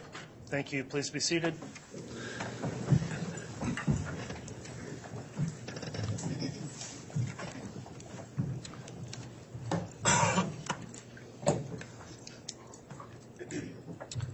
Okay, Ms. Blake, you can continue on your direct examination. I'll remind the witness you're still under oath. Go ahead. Thank you, Your Honor. And just for the benefit of the jurors, I think before we left off, you were talking about reaching out to Chad to check on him. Yes. And what do you recall the content of that conversation, or what was discussed?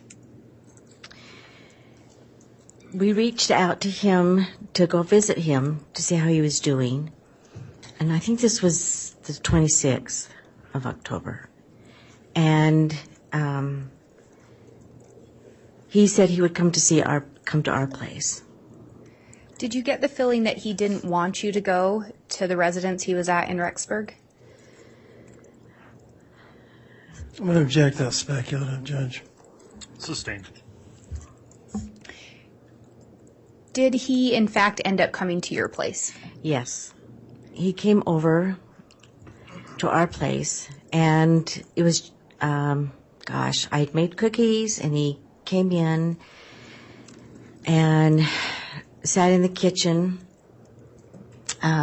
We asked him how he was doing, and he said, actually, I'm doing really good. And that he'd met the woman he was going to marry, and you recall this being around October 26th? And Tammy had just passed away or been declared dead on the 19th? yes. Did it surprise you that he seemed to be doing so well? Yes, we were shocked. And he went on to say how beautiful she was, and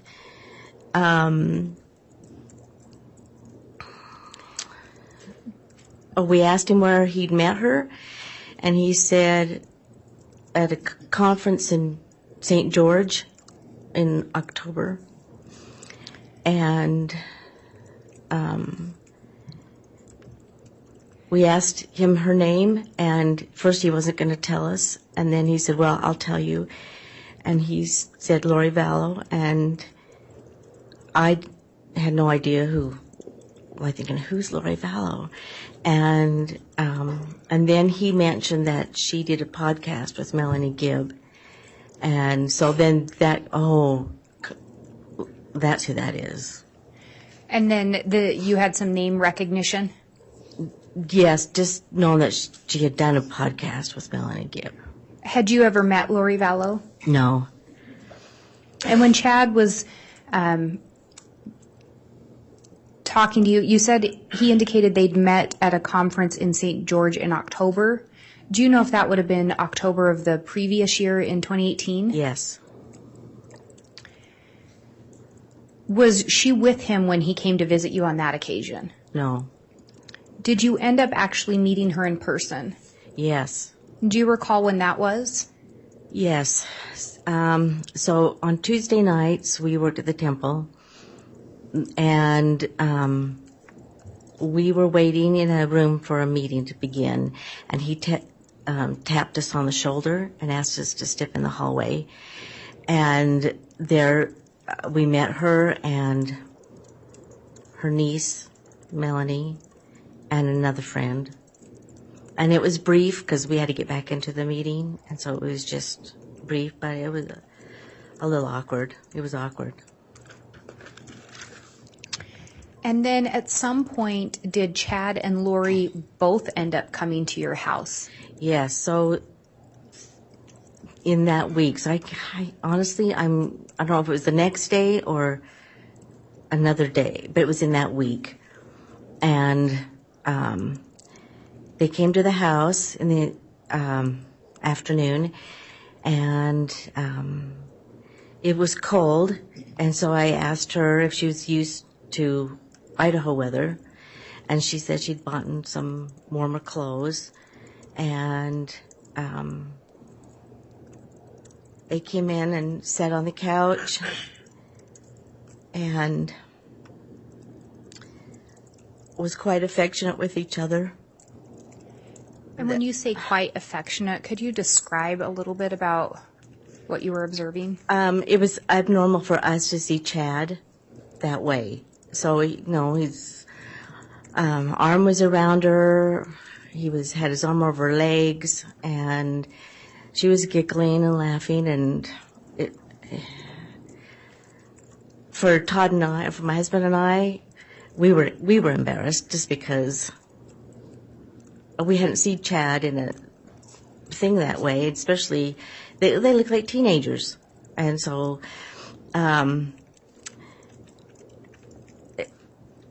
Anyway, so I asked her about her family, and she said that I asked her if she'd been married, and she said yes, that her husband died in December of a heart attack.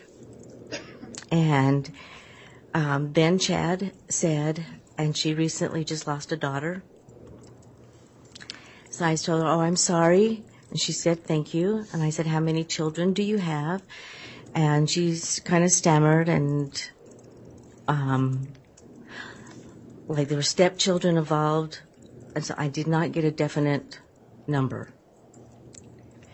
And when, and you talk about you hadn't seen Chad act like that before. Mm-mm. Was Chad like that with Tammy? No.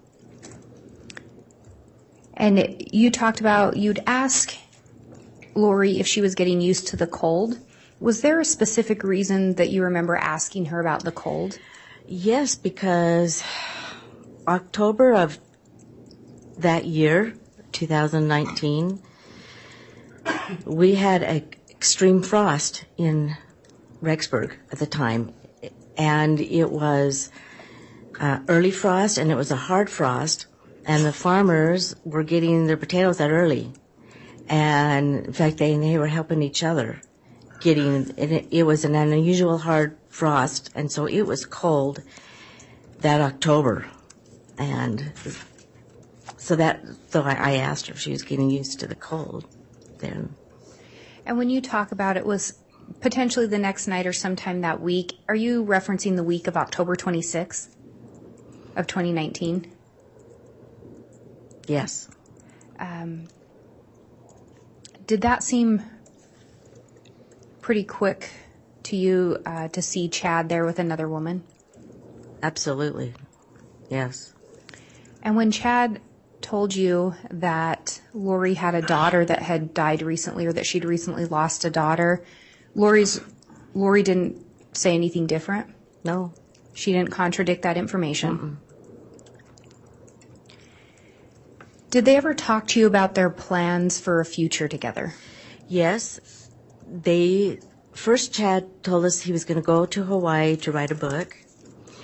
And then they mentioned that they eventually were going to get married, but they didn't know when that would be. They mentioned they were going to take the kids to Disneyland around Thanksgiving. And when they talked about taking kids to Disneyland, do you know which kids they were referencing? It would be Chad's children. Did they ever mention taking any children of Lori's with them? No, I had the impression that she had no other children. That she was like an empty nester. And I thought that the daughter that had died was like an older daughter, maybe of cancer or illness or something. And did Chad or Lori provide you any details as to how Lori's daughter had died? No, and I didn't pursue that question with her.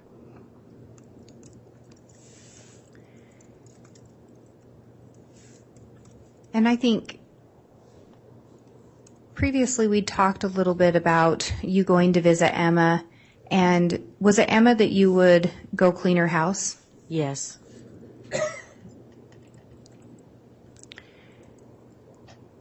At some point, did you learn about or receive information regarding some missing children? Yes, when I stopped to see Emma, she had told Judge, she, I'm going to object to hearsay. Yeah, anything she says specifically would be hearsay, so that is sustained. Did you learn anything regarding some missing children? I heard on the news from Again, objection hearsay. That would also be hearsay.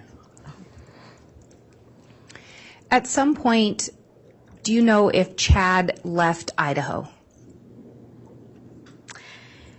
Yes.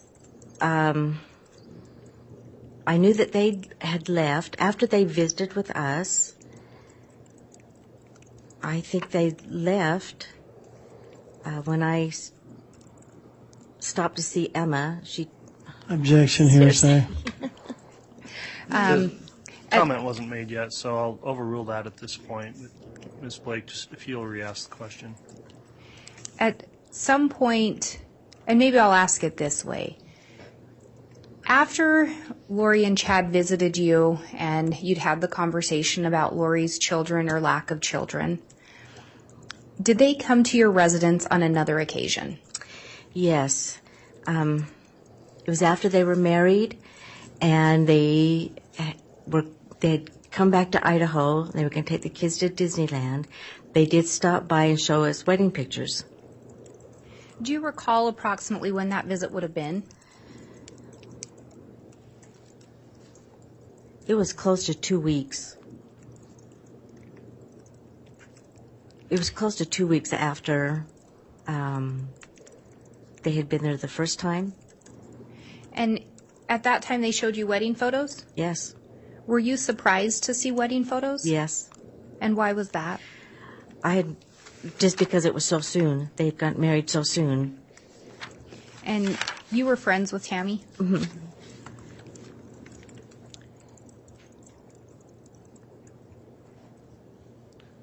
At some point after that visit, did Chad end up coming to your residence?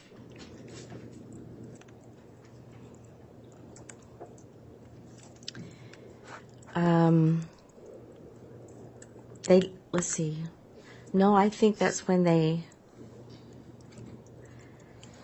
left for Disneyland. I do know that through that time they had visited other neighbors and gone to the school. He came earlier in February and visited with us. And later in February of the following year? No, 2019. And just Chad had come over on that occasion? Yes. And that was while Tammy was still living? Right. What do you recall? Why does that particular visit stick out to you? Because we were fixing a bedroom floor, so I was busy. It was a mess, and so I was fixing the floor, and he came over to visit, and so I was still fixing in the bedroom, and he was going to leave, and I walked to the door with him, and he stopped at the door and paused and said that he'd had a vision of Tammy, that her time on earth was coming to an end, and that it was fulfilled, and he didn't know how or when, but he didn't see her living past the age of 50. And that was in February of 2019? Mm-hmm. And again, when you had met with Chad and Chad the first time, he'd indicated he met Lori in October of 2018? Right. At some point, did Chad come to your residence and ask if he could move in? Yes. After Lori was arrested in Hawaii and was brought back to Idaho, and he came shortly after and asked, he said it was too crowded at his place and he couldn't live there, and he wondered if he could live in one of our spare bedrooms. We told him we had a daughter that was coming to live with us. So no. And did he visit you other times as well around that same visit? It was when the bond hearing was set for Lori. He came to our place shortly after and asked if we would put our property up for bond. And I said, well, he mentioned another man's name. He said, he can't help me. I said, what about your family? No, my family can't help me. We told him we would think about it. And he left. The next day, I think that was a Saturday.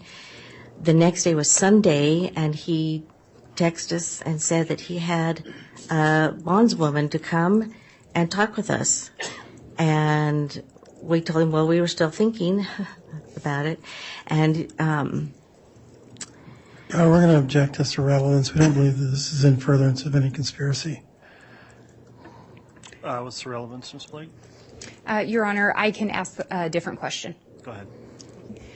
At some point, did you and Chad have a conversation regarding the comment he had made to you previously about Lori's daughter dying? yes. So when he asked us to do this bond, I felt like because you're asking this of us, I'm going to ask you some questions. Again, Judge, we're going to object to relevancy. Ms. Blake? And Your Honor, maybe I'd ask for a sidebar. Okay.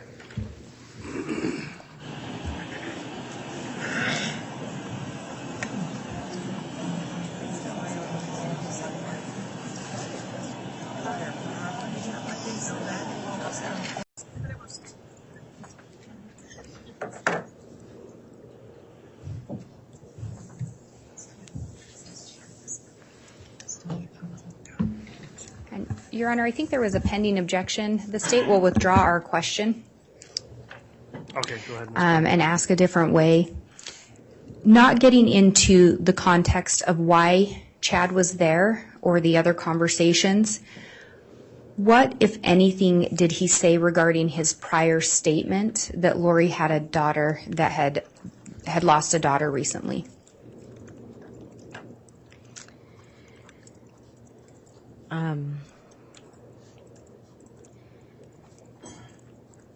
I asked him, I'm going to say this right. I did ask him how many daughters she did have. And I said to him, you told me when we met that she had just lost a daughter. And he said, no, I didn't. I said, yes, you did. And so I knew that it was Tylee that he was talking to me about. I asked him also, where are they? I asked him, where are the kids, Chad? And doesn't Tylee want a life, a job, a car, a boyfriend? And he said she didn't like people and she didn't like me.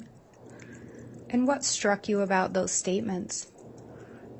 Because he said didn't. He used the past tense? He used the past tense. And again, without getting into the context or indicating who the person was, at some point, did you overhear Chad make a statement to someone regarding his wife and you? Yes. And what was that statement? With the statement. I'm going to object to foundation. If we don't know when this occurred, or, I think there needs to be a little more foundation. Okay, I would agree. It needs a little additional foundation, Ms. Blake. And the statement that I'm referencing, would that have taken place at your residence when Chad was there? Yes. And would it have been after he had returned from Hawaii? Yes. And without indicating who you heard him say that statement to, do you recall overhearing a statement regarding what he thought regarding you and his wife? Yes, he mentioned they think I killed my wife, and the they was referring to me and my husband.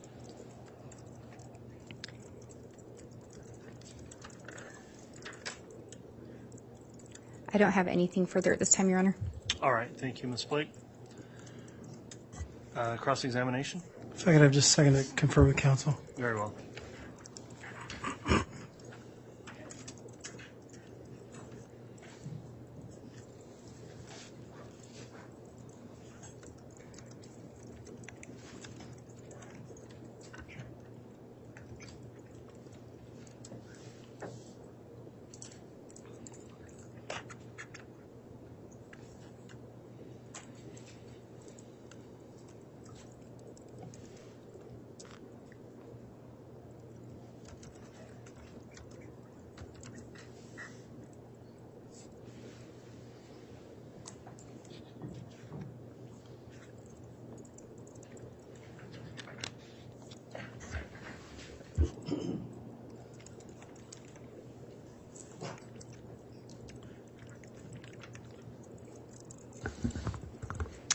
Mrs. Gilbert,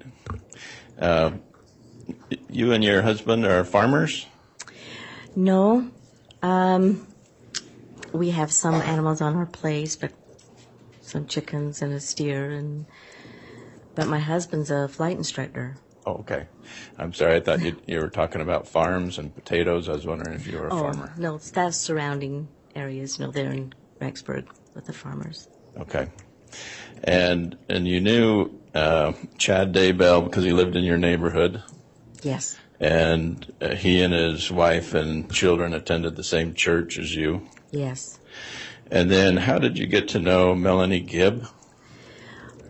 We had heard her. I didn't know her. We just heard the podcast with her and Lori on it. So you listened to the podcast or you did the podcast? No, we listened. And what kind of podcasts were those? Well, they were upbeat and positive podcasts, and it was encouragement. It was a lot of life in the podcasts. And was Chad Daybell involved in those podcasts? The one that we heard, he was not. And is it something that you listen to or something that you watch? No, you could just listen to it. And so do you know what Melanie Gibb looked like or just what she sounded like? I didn't know what she looked like. And so were you aware of what Chad did for a living? Yes, I did know. And did you ever read any of his books? Yes, we had read the last series before we had moved there. So you knew his name before he moved in as your neighbor? Yeah. And did you think what did you think of these books? Well, not sure. At the beginning, he says it's a fiction. And at the end, he said it is visions that he had seen with his children in the books.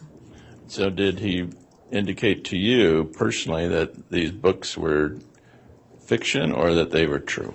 Objection, Your Honor. Relevance. And beyond the scope of direct. It's overruled. I didn't talk much about it with him on the books, but I'm assuming that he would think they were true. And did you ever talk to Chad about his visions? I didn't talk to him, more my husband did. So were you there when they talked about it?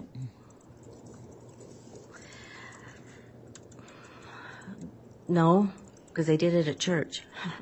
I'm sorry? They did it at church, so I wasn't there. Okay. Your husband and Chad would talk about his books at the At church. church. Okay.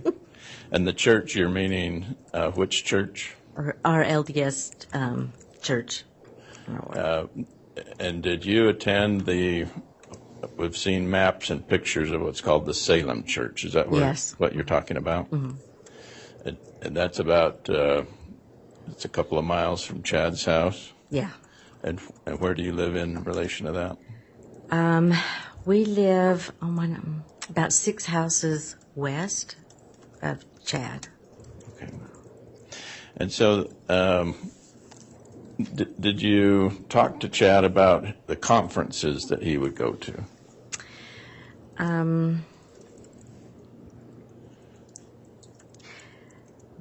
No, we attended one in Rexburg and one in Boise.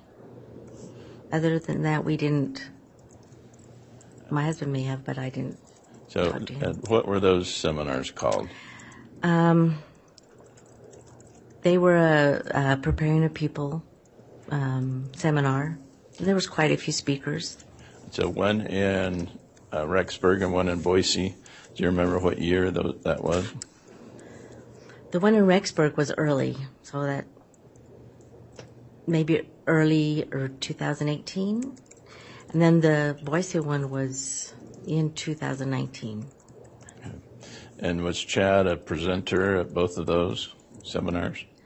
Yes, And he was attempting to sell his books? yes. And he was giving speeches about his religious beliefs? He talked about his books. Did he talk about his near-death experiences? Yes. Mm-hmm. And what did you make of his near-death experiences?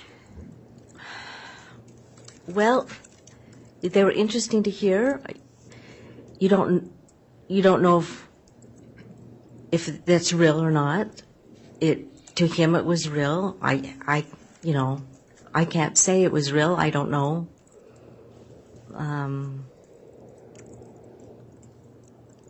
Was his goal in talking about his experiences to sell books?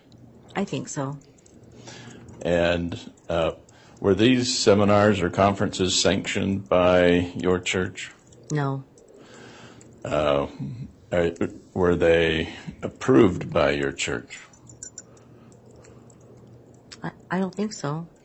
So people who go to these seminars are typically LDS people? Oh no, they're from all over. They were from all over. So who's where did you learn about these Preparing a People conferences? I think we saw a brochure about it. We saw a brochure with one in Rexburg, and then also an advertisement one, I think, online for the one in Boise. Okay. So the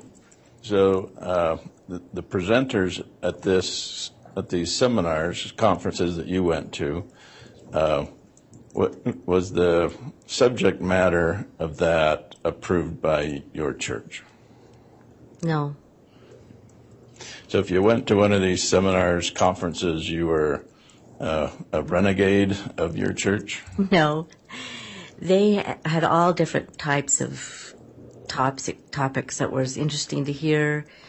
There was one that talked about the process of fossils, the universal model. There was one, a lot of it had a theme with the LDS theme, like there was one on the Book of Mormon. A lot of them talked about being positive and being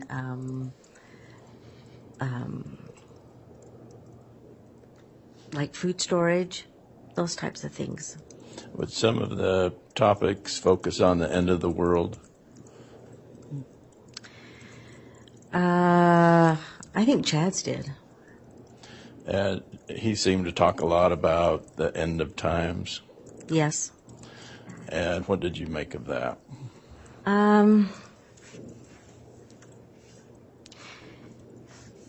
Again, it was like food for thought. You thought about it, and Some of it he would tie things into it, like what was going on in the world. So he would tie that into it. Financial things going on or disasters going on in the world. So he would tie it together. With some of what he was teaching, would that be called strange or out of the ordinary? Probably, yes. Would he talk about a new church called the Church of the Firstborn? Not in the seminars. I did not hear him talk about that in the seminars. Did you hear him talk about that in other times? Yes. I think in conversation with my husband he did. What did you make of that? That was another part that you just listen. Sometimes you just nod and listen and you hear, that sounds good. But again, you have no idea. Do you know what I mean? Yeah. You don't know. So with this Church of the Firstborn, sometimes we've heard the term splinter group. Would that be considered a splinter group of the mainstream LDS church? Objection, Your Honor. I think that hasn't been testified to, so I'd object to the question. And I would renew my objection that we're beyond the scope of direct and getting out of any relevance. I think we're getting outside of the scope of direct here. I think there's some relevance with that last question. I'll sustain the objection on that. So, so did you think Chad was kind of a weird guy? Yes, I did. But I've met a lot of weird people. So he wasn't as weird as some, but it was a little odd. Did you look to him for spiritual guidance? No, I didn't. I considered it his thoughts or his theories of things, but not my guidance. And were some that you saw attracted to Chad because of his spiritual talking? I think so.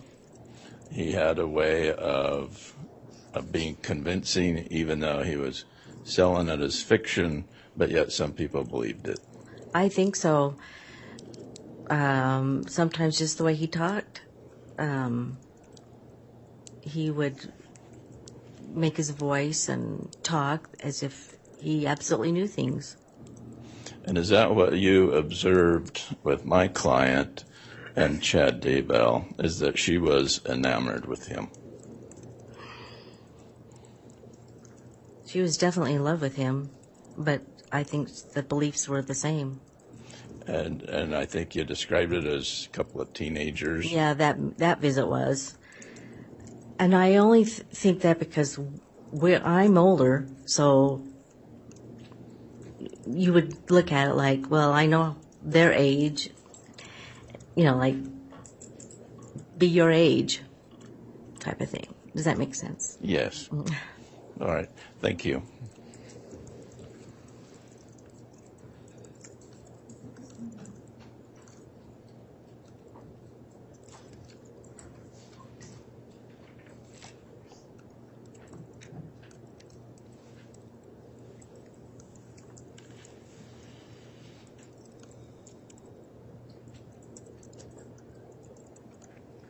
All right, Ms. Blake, redirect. Thank you, Your Honor. Just briefly. Did Chad appear enamored with Lori? Absolutely.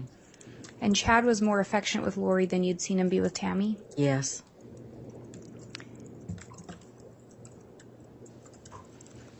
From your observation, did it appear that they had an equal relationship, Chad and Lori? Yes. Were they both equally affectionate with each other? Yes. Did they both speak openly with you? Yes. It didn't appear one was controlling the other one? I don't think so. I have no further questions. All right. Thank you, Ms. Blake. That'll conclude the testimony of this witness at this time. If she's here under subpoena, may she be released and excused from the state? Yes, Your Honor. Any objection from the defense? No objection. All right, Ms. Gilbert, thank you for your testimony here this morning. You can go ahead and be excused. The bailiff will help assist you out of the courtroom.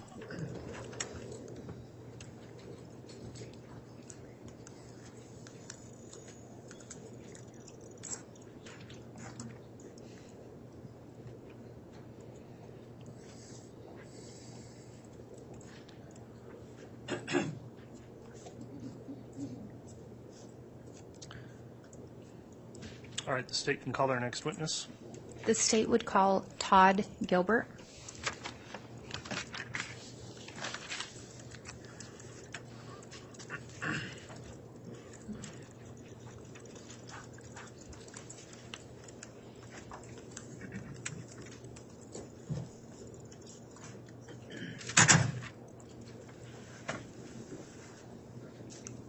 Do you solemnly swear or affirm that testimony you're about to give will be the truth, the whole truth, and nothing but the truth, so help you God?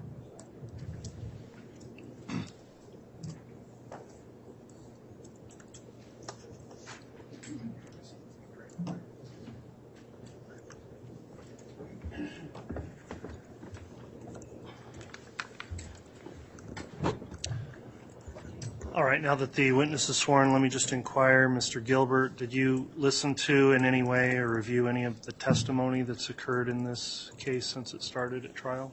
No. All right. While you're testifying, please talk right into that microphone. Please use an audible or verbal response to any question asked and try to avoid speaking over the top of anyone questioning you. That way we'll keep a clear record. With that in mind, Ms. Blake, you can inquire on direct examination. Thank you, Your Honor. Would you please state your name and spell it for the record? Todd Gilbert, and TODDGILBERT.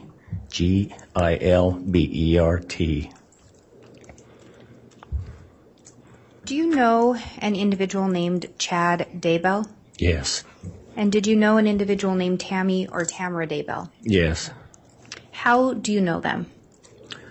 Mainly, I knew that Chad was an author, wrote books, and when we moved into the area, we got to know him because of that reason. And, of course, Tammy was his wife, and so that's how we got to know them.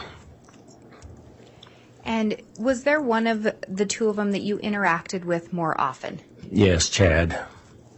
How often would you see Chad? At least once a week, sometimes in the yard, most of the time, at least once a week at church. And I may have missed it, but did you indicate when you'd moved to into Chad's neighborhood? Oh, it was March 2017. Did you meet Chad and Tammy fairly soon after moving there? Yes, it was within a week. Did you see Chad outside of church? Sometimes, not real often, maybe mowing his lawn or something like that most of the time. And you indicated you knew that Chad was an author. Had you read some of his books before? Yeah, read some of them, yes. Did Chad ever discuss his religious beliefs with you? Sometimes he did. Sometimes we talked mainly about the books that he had written, some of the stuff that he'd apparently, dreams and visions that he'd seen, and how they related with some of the characters that was in his books. And when you say characters in his books, was it your understanding those books were fictional? Yes, he said they were fictional, patterned after his visions.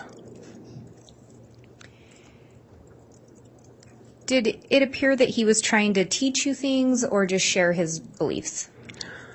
At first, he was just sharing beliefs and just discussing his books.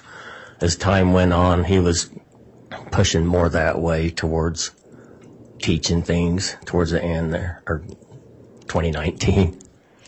And did the things that he was trying to teach you resonate with you? If they were standard LDS church doctrine, it did. If they were not, I was kind of sitting on the fence. I don't know on that. So you'd listen to him, but you didn't necessarily hold those Right, same I beliefs. didn't say usually one way or the other. Do you recall a time in approximately February of 2019 when Chad came to your residence? Yes. And do you recall him making any kind of a statement that stuck out to you? Yes, he made the statement as he was leaving that he says, I don't know if I should tell you this or not, but Tammy is, I've seen a vision that Tammy's going to die and move on before her 50th birthday. Did you happen to know how old Tammy was at that time? I didn't, but I figured she was around 47, 48 area, I thought.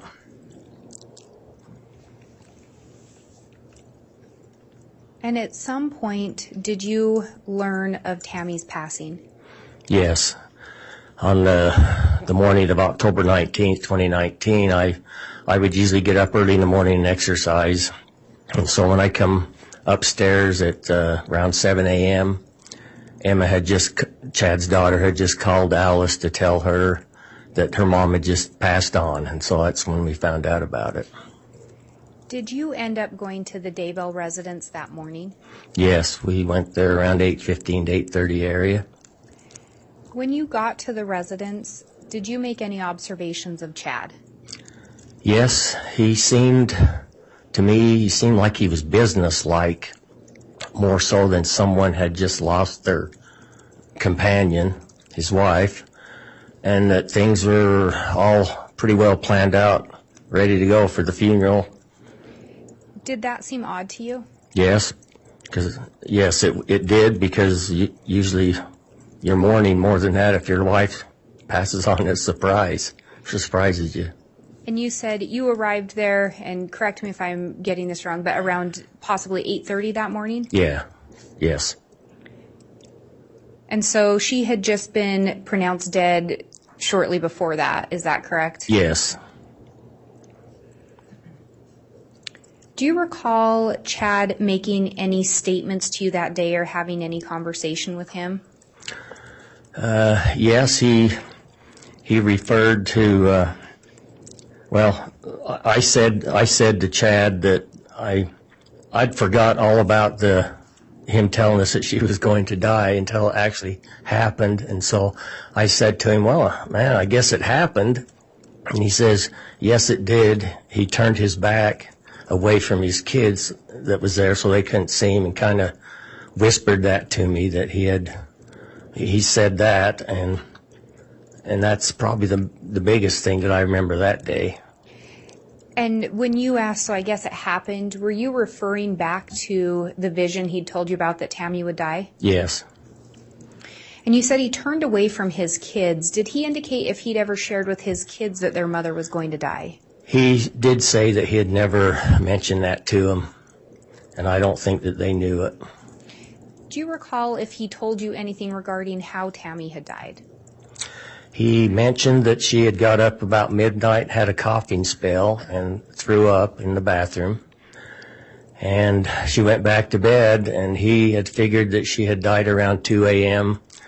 He mentioned to us that he thought she had an embolism, and that she had passed away around that time, and that around 5:30, 6 a.m. that she had fell out of bed, and that he wanted Garth to come and help lift her back up upon the bed, and that she was already dead at that time. And had you made observations of Tammy? Would you see her at church as well? Yes. Did you ever notice anything with regard to her appearing to have failing health? No. Did you make observations of Chad and Tammy together when you would see them? Yes, when we first moved into the ward, they sat very close up to the front and was together as a family. As time went on, especially from first part of 2019, they would slowly move them back further towards the back. And so about June of 2019, they were almost clear to the back. They seemed like they were a little distant from each other from what we had noticed before, and that Chad was talking less to me about stuff, and that he just says that people that talked about preparation was kind of getting a little old, and so everybody's taking a break. And on the morning of October 19th, 2019, did you end up leaving and coming back to his residence that day? Which day was that again? Oh, on October 19th, the day of Tamarad's death. Yes, we asked them if they wanted breakfast, so we went to McDonald's and bought breakfast for them and brought it back. And at that time, there was more people that had arrived from the ward to give their condolences, and so we just left the food on the kitchen cabinet, and Garth said that was okay. So, and then we left at that point. At some point, did Chad talk to you about not staying in his residence, that he was going to move? Yes, after we had been to the funeral in Springville, and it was the day after they had the memorial, he did mention to us that he couldn't stay there any longer. I thought that was a little odd, and that he had a friend in Rexburg on Pioneer Road that had an apartment that he was going to move into, and that this friend was not there very much. And so it would work out pretty good for him. Do you recall if he indicated who the friend was? He never did say a name. And you attended Tammy's funeral in Springville, Utah? Yes. Did you make any observations of Chad at the funeral? He actually seemed pretty up-minded. We was around the casket and looked at and seen Tammy in the casket and that, and around the family, and he didn't seem real sad, I thought. For some, your wife had just passed away 3 days earlier, and he seemed like he could handle everything okay. And then in the funeral, when he spoke, which personally I thought was odd too, because mostly people don't do that when their wife dies or spouse dies, and he did show some emotions, and he spoke for quite some time, I remember. And so, yeah, he did. I would say for your wife just dying, he did a pretty good job. So. And when you say for his wife just dying, he did a pretty good job, would you have expected him to be more emotional? Yes, I would. At some time after that, after you'd returned from Springville, did you end up reaching out to Chad?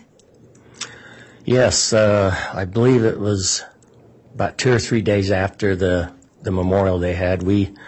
Alice and myself thought, well, maybe we ought to call Chad, go see him, see how he's doing, see how he's getting along in that apartment all alone. And we thought we'd take him pizza. So we gave him a call, and he says, oh, no, I'll just come over and see you within an hour or so. And he did not invite you to the residence that he was staying at? No, he did not. Did he, in fact, end up coming to your residence? Yes, he came to our house about 6:30, I believe. Alice had just made some cookies, and so he was sitting there eating the cookies at the table. And when he was there, do you recall him telling you anything? Yes, we asked him how he was getting along. He said he was doing pretty good, and that he had a girlfriend, he told us, and he seemed like he was hesitant to tell us who it was. But then he mentioned that her name was Lori Vallow, and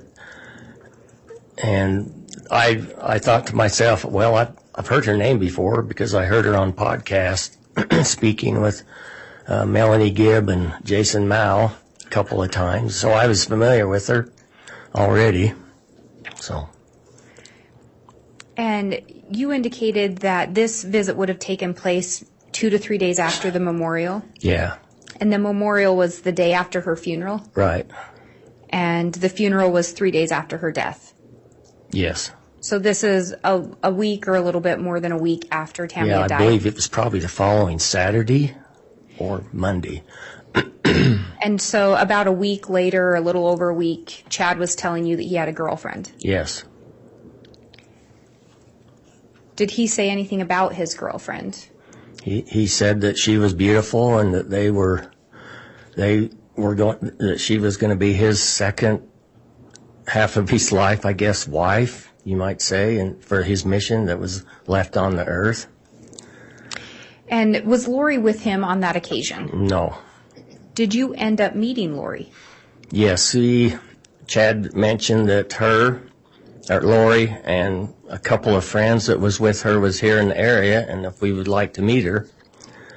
And so we worked in the temple as officiators of Rexburg Temple, and he said that they would be in the temple that Tuesday afternoon doing some work, all four of them, and so would we like to meet her? And did you in fact end up meeting her on that occasion? Yes, about 5:30 when we were waiting in prayer meeting, Chad come up and tapped me on the shoulder, and we went out in the hallway, and there was Chad and Lori and Melanie Bedreau and another lady that I'm not sure who it was. And did you speak with them for very long that day? Probably no more than 5 minutes or so. We didn't have much time because our meeting was about ready to start. Ms. Blake, sorry to interrupt. Can you wait just a second? We had a little technical issue we're going to sort out for a moment.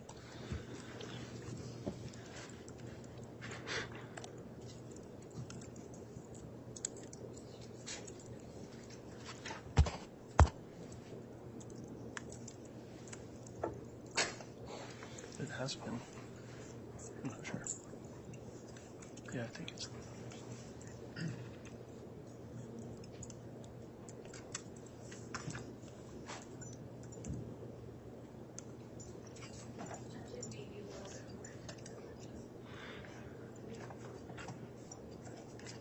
Okay, thank you.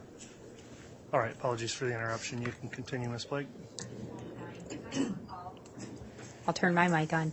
On a later date or on another occasion, did Chad and Lori come to your residence? Yes, I probably about 2 or 3 nights later, I can't remember, something like that. They both came to our home. And did you have a conversation with them? Yes, we spoke about how they were getting along and they how things were going for them, and it seemed to be going good at that point. Did you make any observations of their interactions with each other? Yes, probably the biggest thing I noticed was that they were, to me, it seemed like they were acting like a couple of teenagers that were first in love, and they were holding hands and sitting real close to each other, and Chad was rubbing her leg, and I just thought that was odd for your spouse just passed within a week and a half. Had you ever seen Chad act like that with Tammy? No. Do you recall talking to them about their plans for a future together? Yes, they mentioned that they would be returning to Hawaii to probably live permanently, and that Lori had lived there already in the past, off and on, and that he had a friend that wanted him to help write a book, and so that he was going to go over there and help write the book. Did he indicate if Lori was going to go with him? Yes, I think, yeah, yes. Did they talk about wanting to get married in the future? Yes, they were talking about that they would get married. The words that I remember is that when Christ told them that they would get married, that they would. And do you recall if there was any conversation regarding what had happened to Lori's spouse? Yes, Alice was asking her, so you've been married before, and she did mention that she had had a husband and that he had died in December of 2018 of a heart attack of their marriage. And she indicated that he died in December? Yes. Do you recall any conversations or statements made regarding Lori's daughter? Yes, we asked her if she had had any children, and she said that she'd had many, and that Chad spoke up and says that she had a daughter that just passed on, and so we didn't really ever get a straight answer of how many children she did have. Did Lori correct him or say anything different when Chad mentioned she'd had a daughter that had passed on? Not that I can recall. And Lori never mentioned having a daughter living? Not that I can recall. Did either of them ever mention Lori having a minor son? No.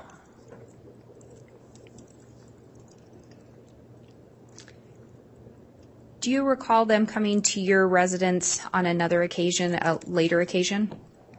Yes, they made another visit before they left to go to Hawaii, and before they went to, around Thanksgiving time, they were going to take Chad's family to Disneyland in California. And at that time, they mentioned to us that they'd got married, and that they showed us all of their wedding pictures. Did you know they were going to get married? Just from what they'd said earlier, that they would, one of them, one day. And of course, I understand they got married November 5th, and Alice talked to Emma on November 6th, and Emma told her that I'll she object, Your Honor, was to married. hearsay. That's a hearsay statement, so that any answer there will be stricken, not to be considered by the jurors, please. And Ms. Blake, you can ask another question. Thank you. So Chad and Lori showed you their wedding photos when they visited you? Yes. And when did you say that visit took place again? It was before they went to California on Thanksgiving time. And that was in 2019? Yes, 2019. And you said they were taking Chad's family to Disneyland. Yes, his married kids and the ones that weren't married, all of them that was there. Did they ever mention taking Lori's kids with them? No. Did you ever see Chad and Lori with any children belonging to Lori Vallow? No.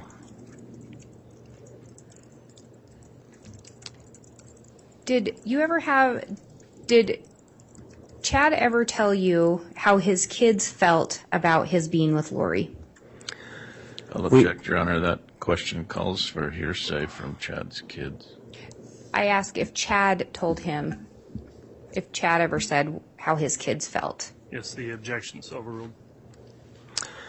He mentioned several times that they were feeling good about it, that they were missing Tammy, their mom, but they felt good about Lori and moving on with her.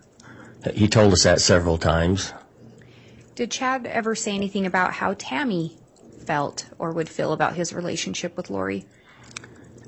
He did mention to me 2 or 3 times that she visited him in spirit and was fine with everything, and that her mission was complete on this earth and that she was to move on. And that, yes, and comfort her kids, that they were fine, or that she thought it was fine. And after that visit around Thanksgiving in November, did Chad ever return to your residence at a later time? I can't recall for sure. They might have come before. They did, I know, 2 or 3 times before they went to Hawaii permanently. And when you say before they went, was that Chad and Lori? Yes, Chad and Lori both. So they visited your residence on a few more occasions? Yeah, probably no more than 3 all total. And then you indicated that was before they went to Hawaii? Yes. Or I think you said Hawaii permanently. Yeah. At some point after they'd gone to Hawaii, did Chad end up returning to your residence? He did. After Lori had been arrested and was brought back to Rexburg, he got back. He came to our residence a day or 2 after that. And without going into the details of why he was there, do you recall a conversation taking place regarding his prior statement about Lori having a daughter that had recently passed away? Alice had asked him more about the kids, and I remember him commenting. She asked if Tylee, would be in college or whatever, or where she was at, and he said that she didn't really like him too much, and that she just kind of stayed away. And that was about all that I remember of that.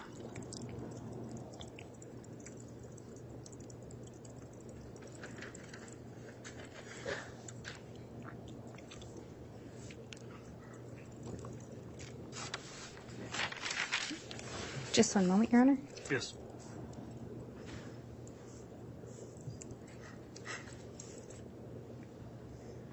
I have no further questions, Your Honor. All right. Thank you, Ms. Blake. On cross, would you prefer to do that before or after lunch? We can do it after lunch. Okay. We'll go ahead and take the lunch recess at this time since it's a logical breaking point. We will go back on the record at approximately 12:45, and we can continue with cross-examination at that time. All rise, please.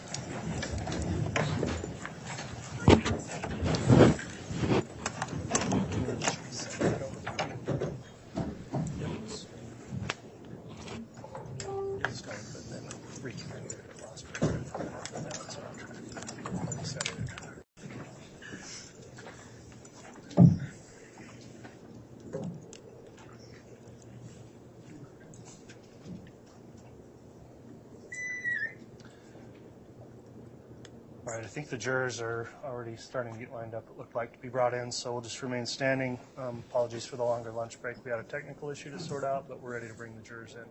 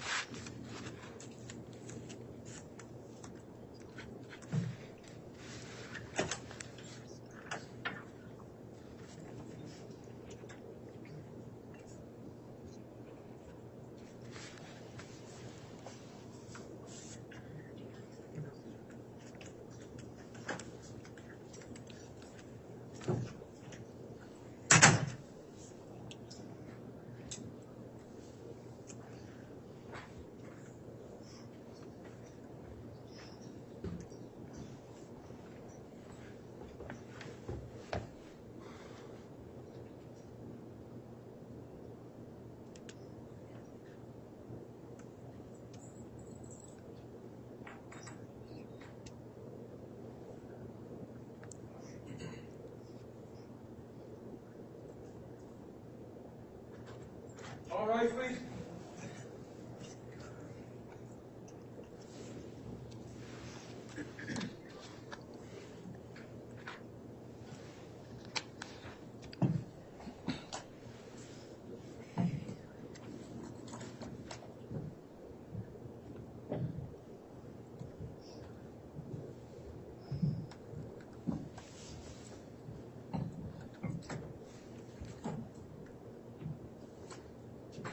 Jury's up ready now for you. Thank you, Mr. Bailiff. Please be seated.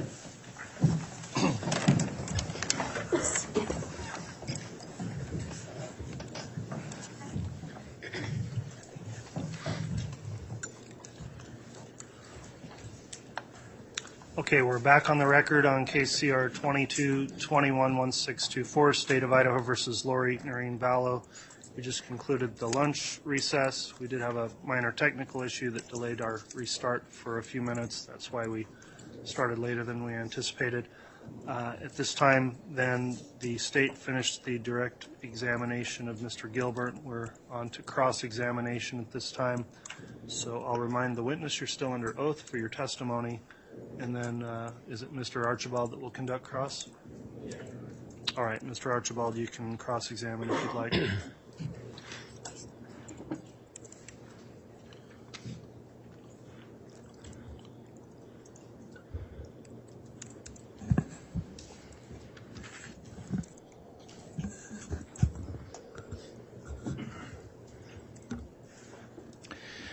Mr. Gilbert, you knew Chad and Tammy as their neighbor.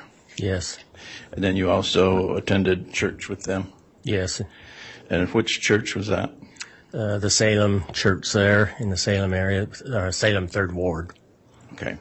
And by ward, you mean which church? It'd be the one that's just north of Rexburg, going down the Salem Highway.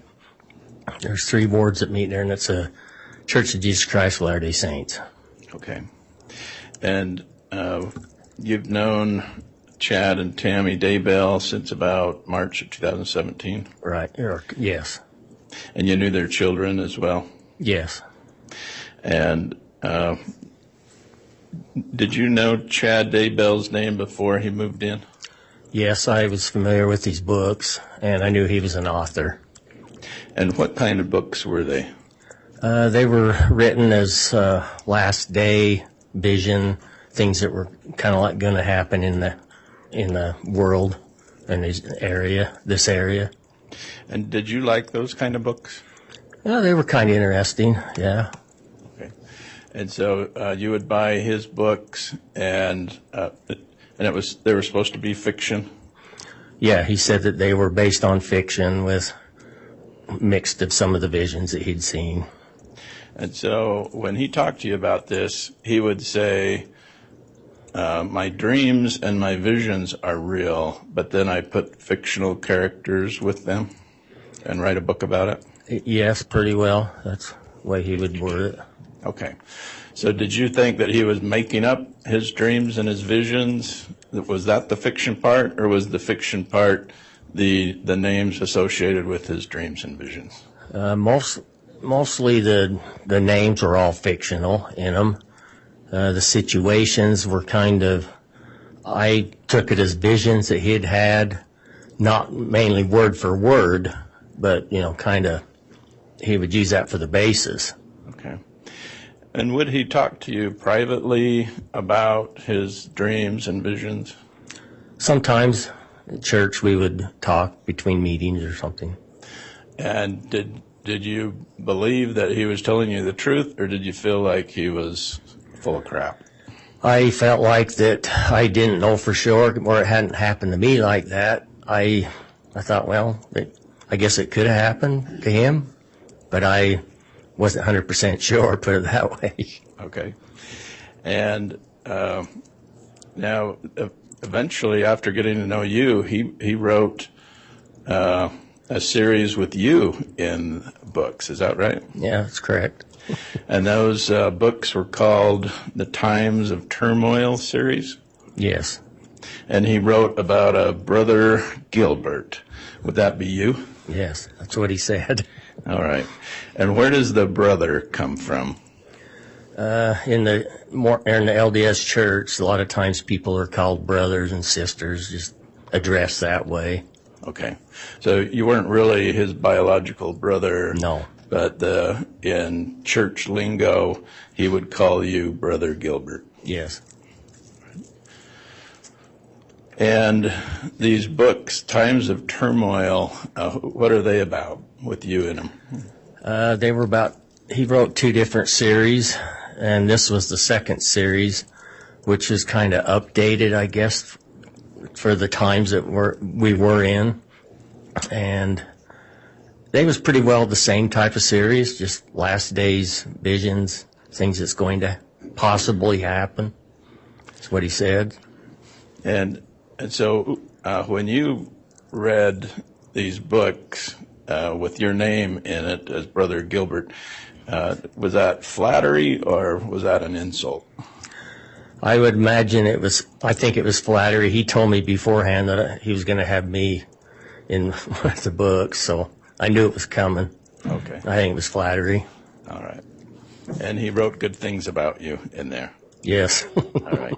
He didn't insult you in any way? Nope. Okay, good. So with these books, did you then take that as this is not fiction, this is real life for Chad? No, I feel that he thought a lot of that stuff was going to happen that way, and that's why he wrote it that way. So I would think he thought it was going to be real life for him. And it was these times of turmoil was about the end of the days, end of the world? Yeah, yes. And that bad things were going to happen, and then Jesus would come. Yeah, thereabouts. A lot of minor stuff would happen before that Christ would come back. Okay. And so you talked to Chad Daybell about these books. Were they successful? I believe he sold them pretty good, from what I know. Yes. Who was his, if you know, who was his target audience in these books? Mainly people that were in the preparation, I guess, for the things that's happening. Getting ready for the end of the world? I don't know if I'd say the end of the world, but preparation, being prepared. So when you talk about being prepared, I mean, the general theme is when Jesus comes, that's going to be great. It's going to be good, right? Yes. So being prepared, are you talking about being prepared for bad things that come before the good things come? Being prepared to be able to survive the bad things as they go along. If you're prepared, you'll be able to handle them a lot better than if you're not. Okay. But that took into account a lot of stuff like physical items and everything, too. Okay. So when we talk about seminars with preparing a people, when we talk about being prepared for Jesus coming, you're mostly talking about bad things that are going to happen before Jesus comes. Some of the speakers spoke that. Some of them didn't. Some of them was on food preparation and items such as that.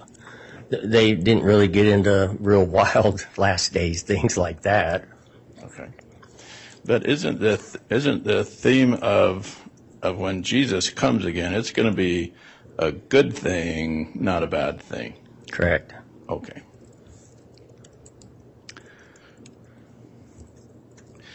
Now, you said you also listened to podcasts about this.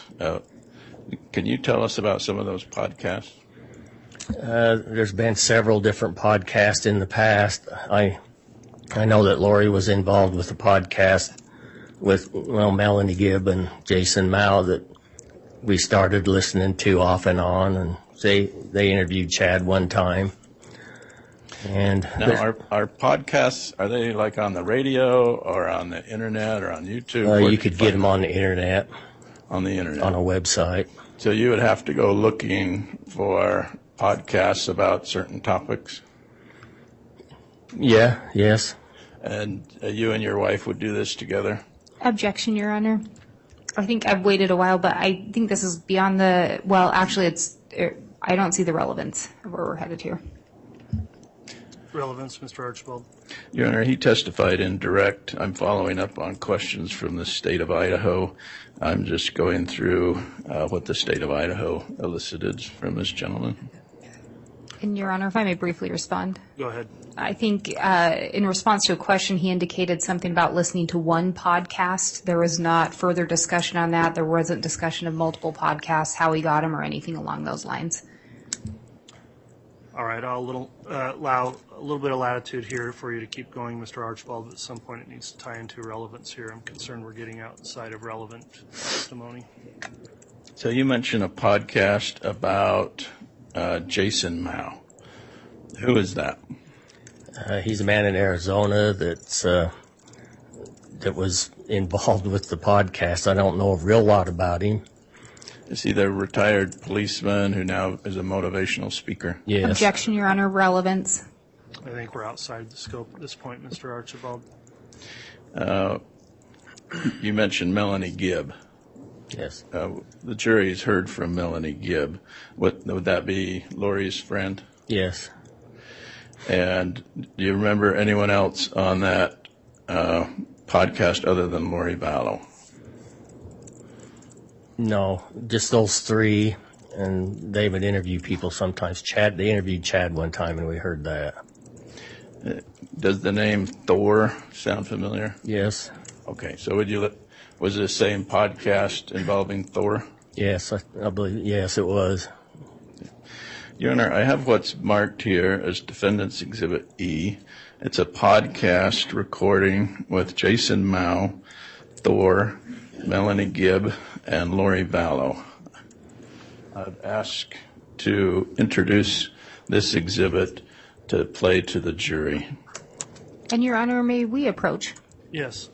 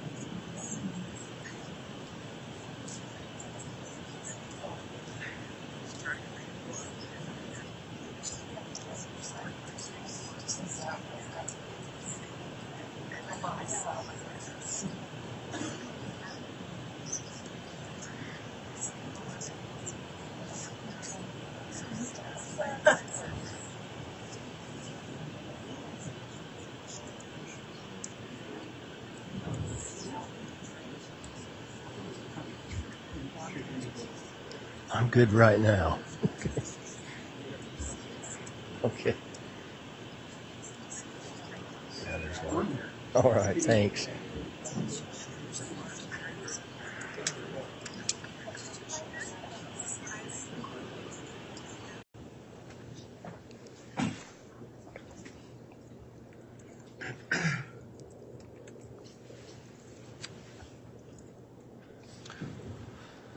Okay, we're back on the record. Ladies and gentlemen of the jury, it doesn't happen often, but sometimes it does happen where we need to hear a motion that would allow some argument that would be improper for you to hear at this point because it relates to evidence that may or may not be admitted.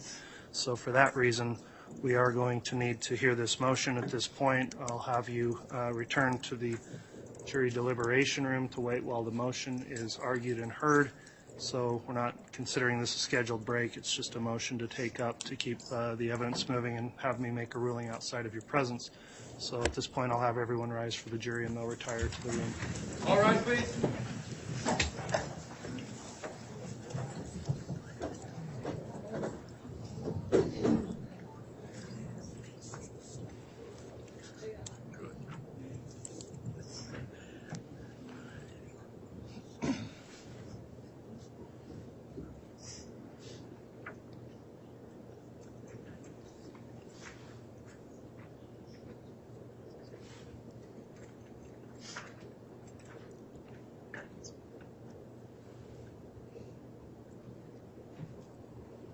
All right, thank you. Please be seated.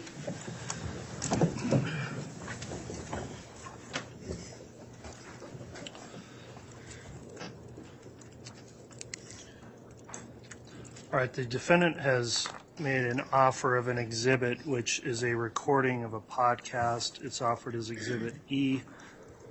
There's been an objection from the state. We've appropriately determined to hear argument on the admissibility of this exhibit outside the presence of the jury. The court will indicate I've been advised that the podcast is an hour and 49 minutes. Is that correct, Mr. Archibald? Yes, Your Honor. And would you intend to publish to the jury that entire hour 49 in the course of your cross-examination? Yes. All right.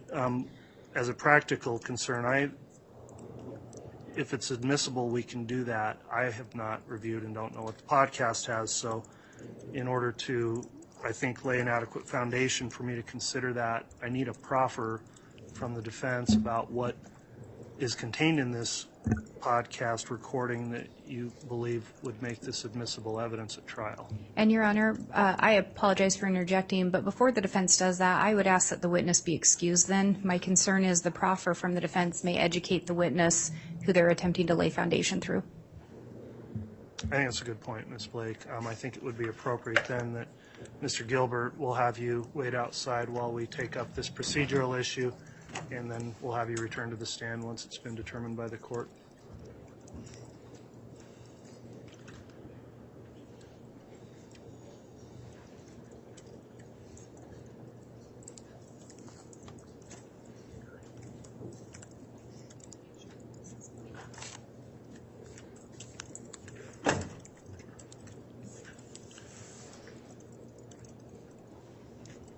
All right, Mr. Archibald, if you'd make a proffer regarding the contents of this podcast, and I'll allow for some argument. In addition, I'll allow response from the state. What is the podcast going to show?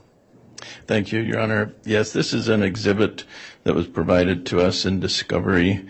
It's dated November 4th of 2018. It's a recording. Melanie Gibb is the first speaker. She, from 0 minutes to 4 minutes, she introduces everyone and welcomes people to the podcast. There are people in attendance. She speaks for 4 minutes. Then a person by the name of Thor Furuseth identifies himself as a Native American Indian. He talks about his hard life and then finding God, finding Jesus. He speaks for the next 14 minutes. Then Jason Mao speaks for the next 13 minutes. He introduces himself as a retired policeman and now a motivational speaker. He talks about being down in the dumps, so to speak, and then finding Jesus, and is now a motivational speaker. Lori Vallow is the next speaker. She speaks for 9 minutes. She introduces herself and talks about her former husband, Joe Ryan, abusing her children, and how finding Jesus and attending the temple helped her escape that scenario. It then goes back to Jason Mao, Melanie Gibb, Jason Mao, Thor, Lori, Zulema. So even Zulema is there, and she talks and asks questions. So it's a podcast that I believe this witness listened to, since he identified the names. He identified Lori Vallow, Melanie Gibb, Thor, and Jason Mao. They talk about their motivations. They talk about their beliefs. I think it would educate the jury in what the subjects of these podcasts are. It would educate the jury, fill in some of the blanks they may have about these religious gatherings, these religious meetings. And so that is my purpose in admitting the exhibit. And can you give me a little more information on how this would relate to proper cross-examination with this particular witness that's on the stand, Mr. Gilbert? Mr. Gilbert testified through questions from the state that Chad Daybell had told him about dreams and visions, and that his visions were real, his books were fictional. He was teaching gospel topics, religious subjects, that he would listen to Chad, that he was a friend of Chad, and that they would talk about religious issues. Chad introduced Lori to the Gilbert family, and they had discussions with them. So it provides some background, some foundation into what the state has introduced in their case in chief. All right, and as a final question, Mr. Archibald, then, would it be necessary to publish the entire podcast? Is that what you want to do, all the witnesses on the stand? Is this something you have excerpts that you think are more relevant than other places that could be played? allowing the jurors to further consider that in deliberations. The first 40 minutes, it is an hour and 49 minutes long. The first 40 minutes are distinct in that all four of the speakers identify themselves and their history. And then it repeats itself. Then with questions and more comments, then they all take turns responding to questions. So I would be okay, actually, Your Honor, with the first 40 minutes played rather than the whole hour and 49 minutes. Okay, thanks for your responses, Mr. Archibald. At this point, then, I'll hear argument and objection from the state. Thank you, Your Honor. And the state objects for multiple reasons. One, this particular exhibit was not listed on the exhibit list provided to the state. I do recognize that this was provided in discovery. I believe it was recovered from an electronic device. However, based on what's been presented today, there is a lack of foundation. The witness simply testified about a podcast that he'd heard, identified some individuals he recalled being present.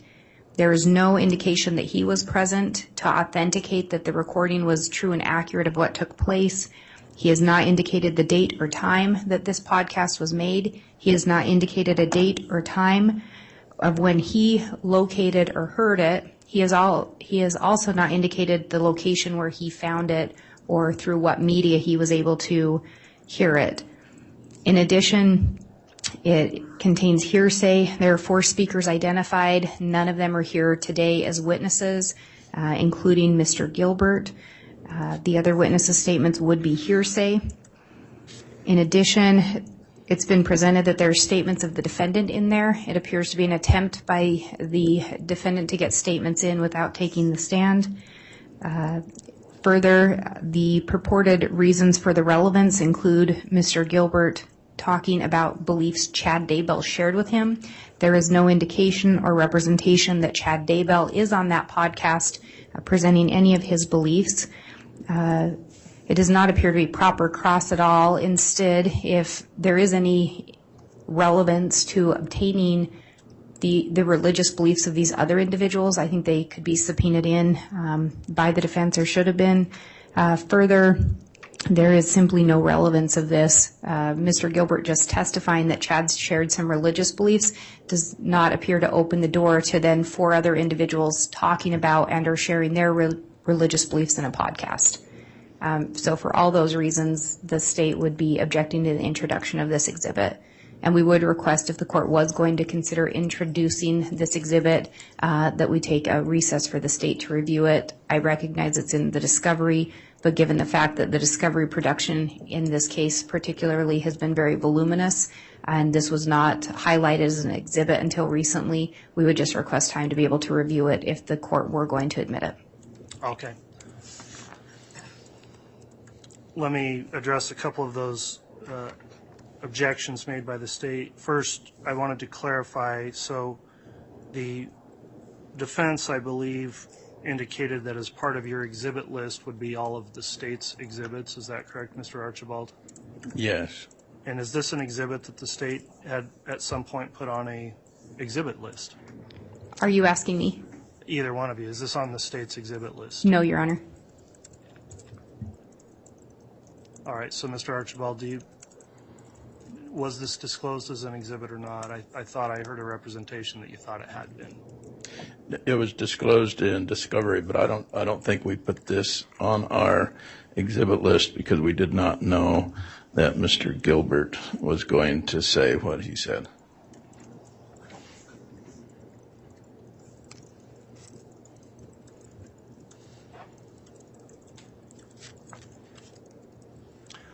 All right, I've considered the objections here. Here's how I'm going to rule on this exhibit. First, it was disclosed in discovery. It wasn't listed on the exhibit list. However, it was initially testified to by the witness, Mr. Gilbert.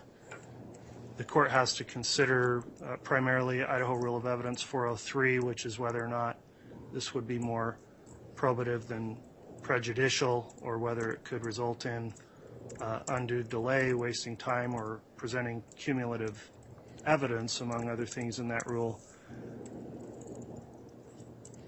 The courts considered that time of disclosure where it was revealed in discovery but not put forth as a specific exhibit. I will note that in weighing things out, the defense has offered very few exhibits up to this point. Of course, they're not in a case in chief yet, so that's to be expected.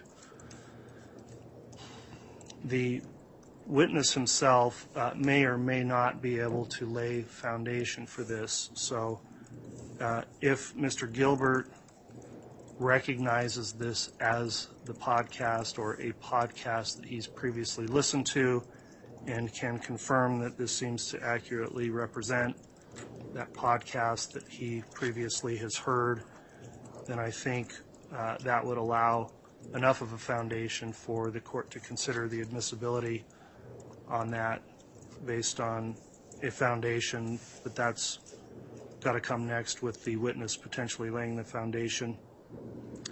I'll overrule the objection that these may be comments of the defendant that somehow work against the Fifth Amendment right. There's been plenty of other statements introduced she's made during the course of trial where she still maintains her Fifth Amendment right.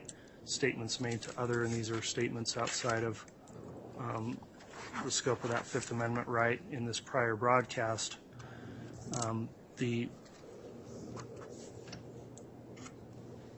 proposal here is that this be edited down essentially to what's being heard as the first 40 minutes. In order to keep things moving at this point, what I am going to do is allow the initial publishing of it, the start of it, for the witness to see if a foundation can be laid for its admissibility. If we get to that point of admissibility and the foundation is laid, then because it's been disclosed in discovery, despite the objection procedurally, I'll allow the first 40 minutes to be published to the jury.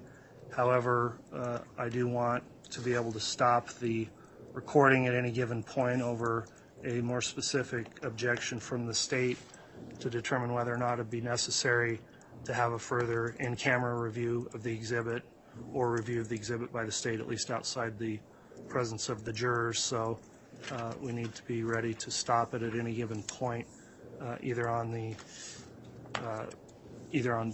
indicating that needs to happen or an objection made by counsel. So I'll provisionally allow for it to go forward to see if it can be admitted with foundation. The first 40 minutes may be published on that conditions I've indicated. So with that in mind, that'll be my ruling on this exhibit. I do find I'll also indicate under 403 that the relevancy here does come in the fact that the state has specifically included as overt acts in the conspiracies the religious beliefs of the defendant here and the co-defendant, and because of the overt acts expressly stating religious beliefs to be part of that, I would find that the religious beliefs have been brought into the case and are relevant for the jurors to potentially consider. So that's the court's ruling. We'll have the witness return to the stand. And you can Your start Honor, the initial broadcast, Mr. Archibald, and see if a foundation can be laid. Ms. Blake. And Your Honor, I apologize, but I just wanted to make the record clear. The objection to the defendant's statement is not anything to do with the Fifth Amendment. It's based on the fact that statements of a party opponent are allowed. I do not believe that, and I believe the defendant is actually barred from introducing her own statements through recording. So if the court is going to allow it, we would ask the court to reconsider that part. I believe that she would be barred from introducing her own statements. That may be the case, Ms. Blake, but I just don't know what the statements are. I think it somewhat depends on what those statements are, and I haven't heard this. So at that point, if there's a renewed objection when it gets to where she's going to make commentary, we may well have to stop, and I may have to review the recording. So to keep things moving, we'll start at that point. I'll keep that objection under advisement and further rule on that if it's brought up by the state. So that'll be my ruling on the objection to admission of the defense exhibit. We'll have the witness return to the stand, please, and then we'll have the jurors brought back in.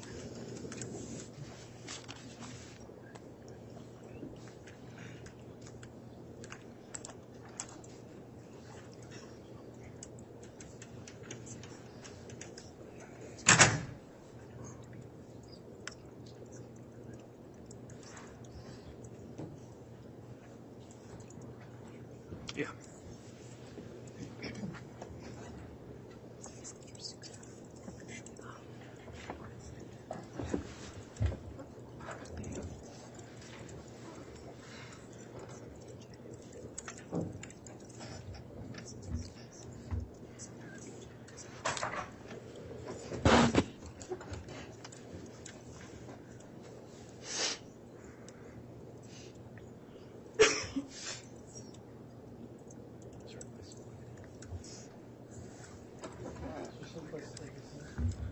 Plug his laptop in.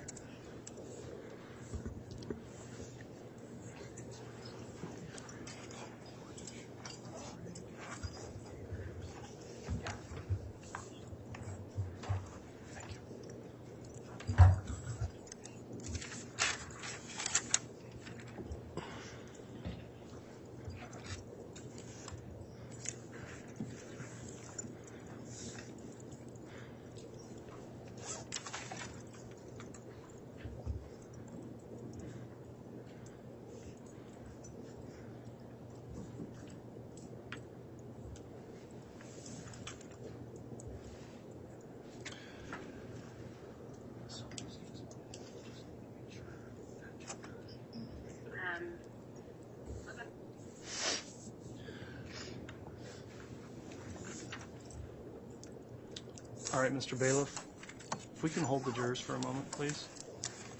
In considering this, I apologize for the delay. The witness is on the stand. I think it would be more appropriate to move forward at this point with your foundational questions to see where we're at, and then we'll bring the jurors in so they don't hear any of it at all.